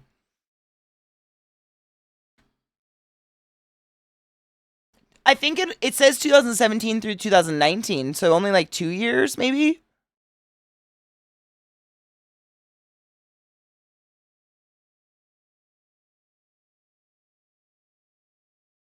Oh, 3. I think 3. And it wasn't canceled. It was ended as planned. Hold on, chill pill. Take 1. I was looking to see if there's like a synopsis to tell you about the show. Like, I don't want to ruin it. It's just really good. 3 seasons. Oh man, I would love to watch that with the community. It's a really, really good. It's like a kind of a psychedelic adventure, not adventure, but like synopsis into like mental health a little bit, but also like superhero shit. But like from that point, it's really good. Mishi, I know you like it, but I think the rest of movie night would like it if they haven't seen it. Dan Stevensonville Sturton is the star, and then Aubrey Plaza plays opposite him. And then there's other reoccurring characters here and there in it, but they're the 2 main ones. And I think it's Aubrey Plaza's like one of her best. I haven't seen all of her performances, but I would say of the performances I've seen her do, it's easily her best. It's fucking crazy, dude. She plays such a spectrum. Legion? It's technically an X-Men show? Yeah, I don't remember the show really connecting there much, except maybe through, like, Jean... What's her name in the show? Melanie Bird, a little bit. You know?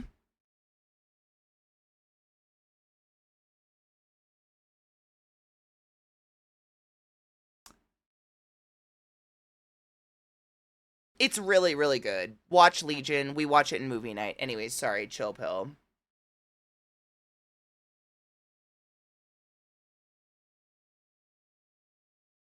Yeah, this is fun. Ooh, fun graphic.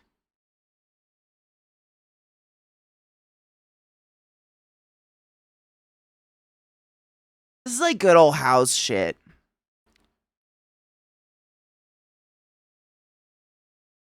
He's like, yeah, like, not to spoil, I won't say anything about it, but yeah. Yeah, he's technically a mutant. I don't want to spoil it. I haven't seen it in forever. And by forever, I mean probably like at least a year. I think I've watched through it twice. Because I watched it once by myself. Maybe I watched it twice by myself. I've definitely seen through it twice. It's really, really good. It's weird. But like really good. Ooh. This is fun. I think it's on Hulu. This says, let me see, hold on. I have it pulled up right now. I can look at it. Hulu, the CW, Disney with a premium, I guess. Disney with a premium subscription, Apple, Fandango, and Prime with a premium subscription. I hate that they do that. They're like, we have it if you pay more.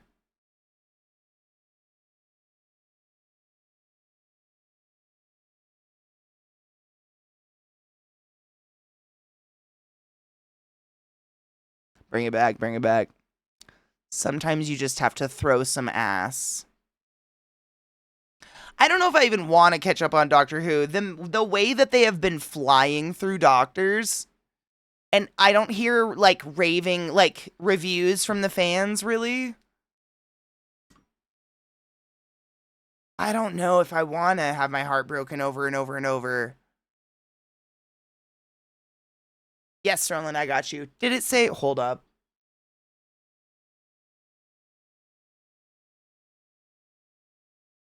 It just says Apple. It doesn't say premium Apple subscription. I was just checking, yeah. No spoilers. No spoilers. Yeah, I would never spoilies. I just haven't heard anyone being like, oh, you have to watch it. It's great. I'm just like, they're flying through doctors, right? I really liked the woman doctor, the blonde lady, Whitaker, Whit Whit Whiteacre. What was her name? She was fun. I feel like they didn't give her a chance or something. Like, I think I was just talking about this. I feel like I'm about to repeat myself. I'm having major deja vu. But I feel like she was just getting in stride with the writers and they were really on a good track with her. And I was very into it. And then all of a sudden, you could feel like, oh, she's going. They're writing her out. I don't know what the fuck happened. I really enjoyed her. Jodie Whittaker. Whittaker? Yeah. I really enjoyed her. I don't know what happened. She just went away. And she was great. I feel like she was the closest to Tennant, who is my doctor. She's the closest we've gotten to that in that she really made me feel stuff. She got me emotionally a couple times. Pretty hardcore. Her and her companion. And that hasn't happened for a bit.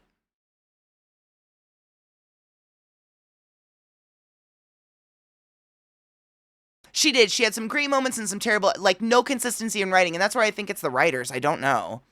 Being the doctor is super hard on the actor, and maybe they don't want to do it for a long time. And that's very true, too. And kudos to them for, speaking up for themselves and protecting their sanity that way.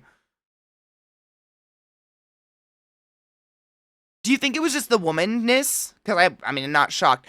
No shit. Eccleston is my favorite. It's hard for me to say he's my favorite doctor because he had just such a short amount of time on screen. But I think he would have been my favorite.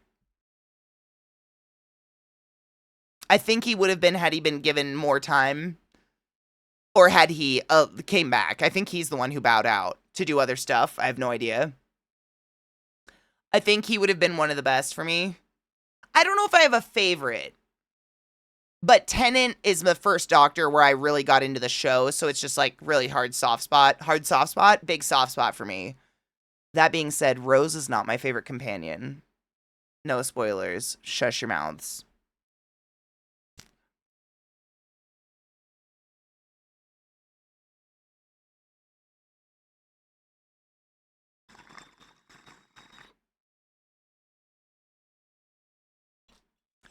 I'm very Donna and I love Amelia Pond. Those are my two favorite companions.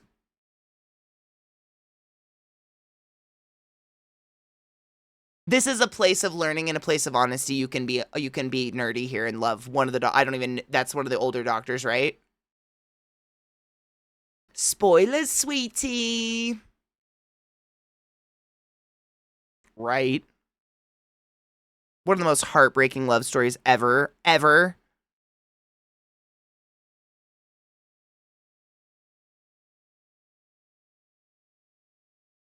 That's me with a lot of shows, honestly, Super Bob, but there's a lot of shows out there that I've never been able to jive with that people are like, but this is the best show I've ever watched in my life. And I'm like, oh, I slept. It's happened. That's one of them. Dude, we had all good music today. Now it's just playing Mary Poppins by BB No Dollar Sign.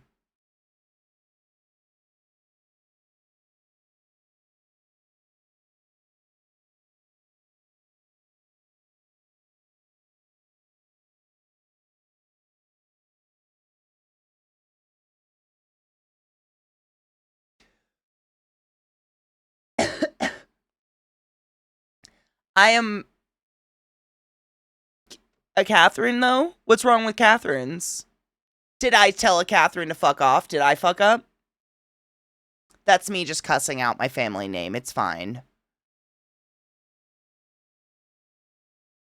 The decision to use an ensemble cast, not giving the cast any character arcs, bad writing, but all of that is down to the showrunner, and the worst episodes were ones that he wrote. Being the first female doctor alienated some fans, but that wasn't the problem. I was gonna say, of all the fan groups in the world, I wouldn't think Doctor Who fans would be anti-female, but who am I?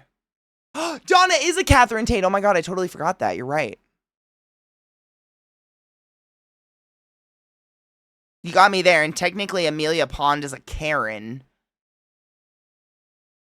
She's a winning Karen, though. She's like the only one.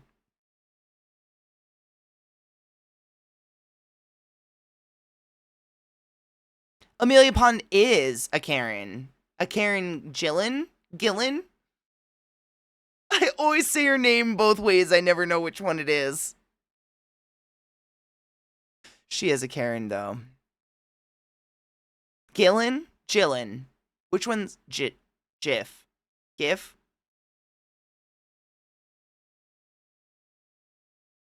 Grillin. I need to go find a burrito, my dudes. It's been a good Faded Friday. Wow, we went late. I thought we're doing so well. I have like 4 videos to watch tomorrow morning if we want to, if you guys remind me. But in the meantime, I'm going to seek a burrito because it was a good Faded Friday and I feel high. It's been a high day.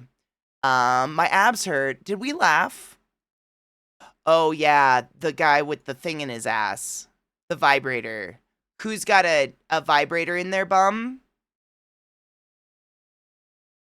That was pretty good. The quest for a burrito begins, and it usually takes hours. It's terrible. It usually takes me a really long time because I'll like lay down with my phone and stare at it for a bit and eat something. And I don't know. It's going to be a process. But thank you very much for hanging out with me today. It was a lot of good music. I hope you guys had a good time. Like I said, all of these playlists are available to you. Exclamation song, exclamation playlist, or exclamation FF Spotify, one word. FF Spotify. FF Spotify. That'll get you the big Spotify list that we've been working off of forever and ever. I'm gonna raid into Zach's channel and watch the fucking games, whatever this is. But, you know, I'm high. So cheers. Take care of yourselves. Brush your teeth. Wash your hands before and after self-loving. And if, you know, you're hungry, you should eat something delicious. I might go eat some cake with my hands. Yeah. Movie night. I'll see you guys tonight. Bye.